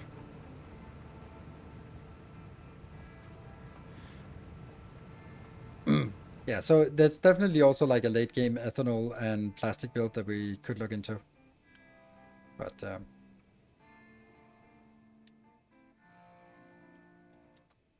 I'm interested in landing some asteroids and just seeing what's going on. Yeah. Wow. That was a lot of gold that was being used here. I have no idea why. Oh, we have a contract that uses gold. I can't remember which one. That one, for oil, which is not used very often. Yeah. Okay, so this one should now be recovering slowly with extra 9 and using some points there. This has also been leveled nicely, which is good. And most importantly, this is just chugging along. I haven't really needed to scale it up, and I don't really know if I need to, if I should just turn this one off. We certainly have enough power, and then we could use the power for this, but the main reason why I'm not just hacking this one to get more unity, first of all, I don't really need it. Well, I do need unity, I can see. I don't know why it's so bad suddenly. Oh my god. There's something not working. No, it's only computing not working. Yes, but it's because of the maintenance. Each one of these is taking 27 maintenance, and they are producing how much teraflops? So I need to at least have 2. So it'll be like maybe 70 unity per 70 maintenance per minute to get this one activated. And that just seems to plus whatever maintenance this one takes. 5. Okay. Let's see, how much was this? 411 terawatt. Nope, 570 something. Yep. This yellow cake for booster production. Booster production? Yeah. Yep. That's a... Yeah, or maybe not disable it, or disable it at least. But I could also just turn it off because I don't need it anymore. And food is exceptionally good. Like, we built the food thing and it took 3 streams before I finally got around to doing it. But when I built the food stream, the food stuff, it has just, this thing has probably been like the best thing I built. Like, it's so simple. No, it's not. It's so complex, but it just fucking works.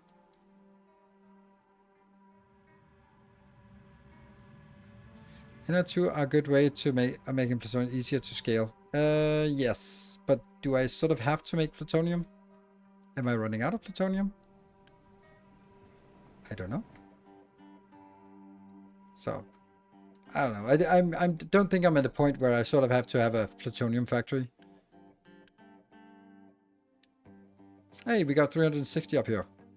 5, Yeah. 3, 2, 1, liftoff. More people. With less workforce. Wow. Can't believe you're saying like a nuclear power plant with... Oh, it's only 110 with less workforce. It's also like a lot in each of these. Seems like a lot of... Oh, right. This is not it. It's this one. It's only the yellow cake. It's the step. And yellow cake is not toxic. So, technically it is. It's don't eat the yellow cake. But,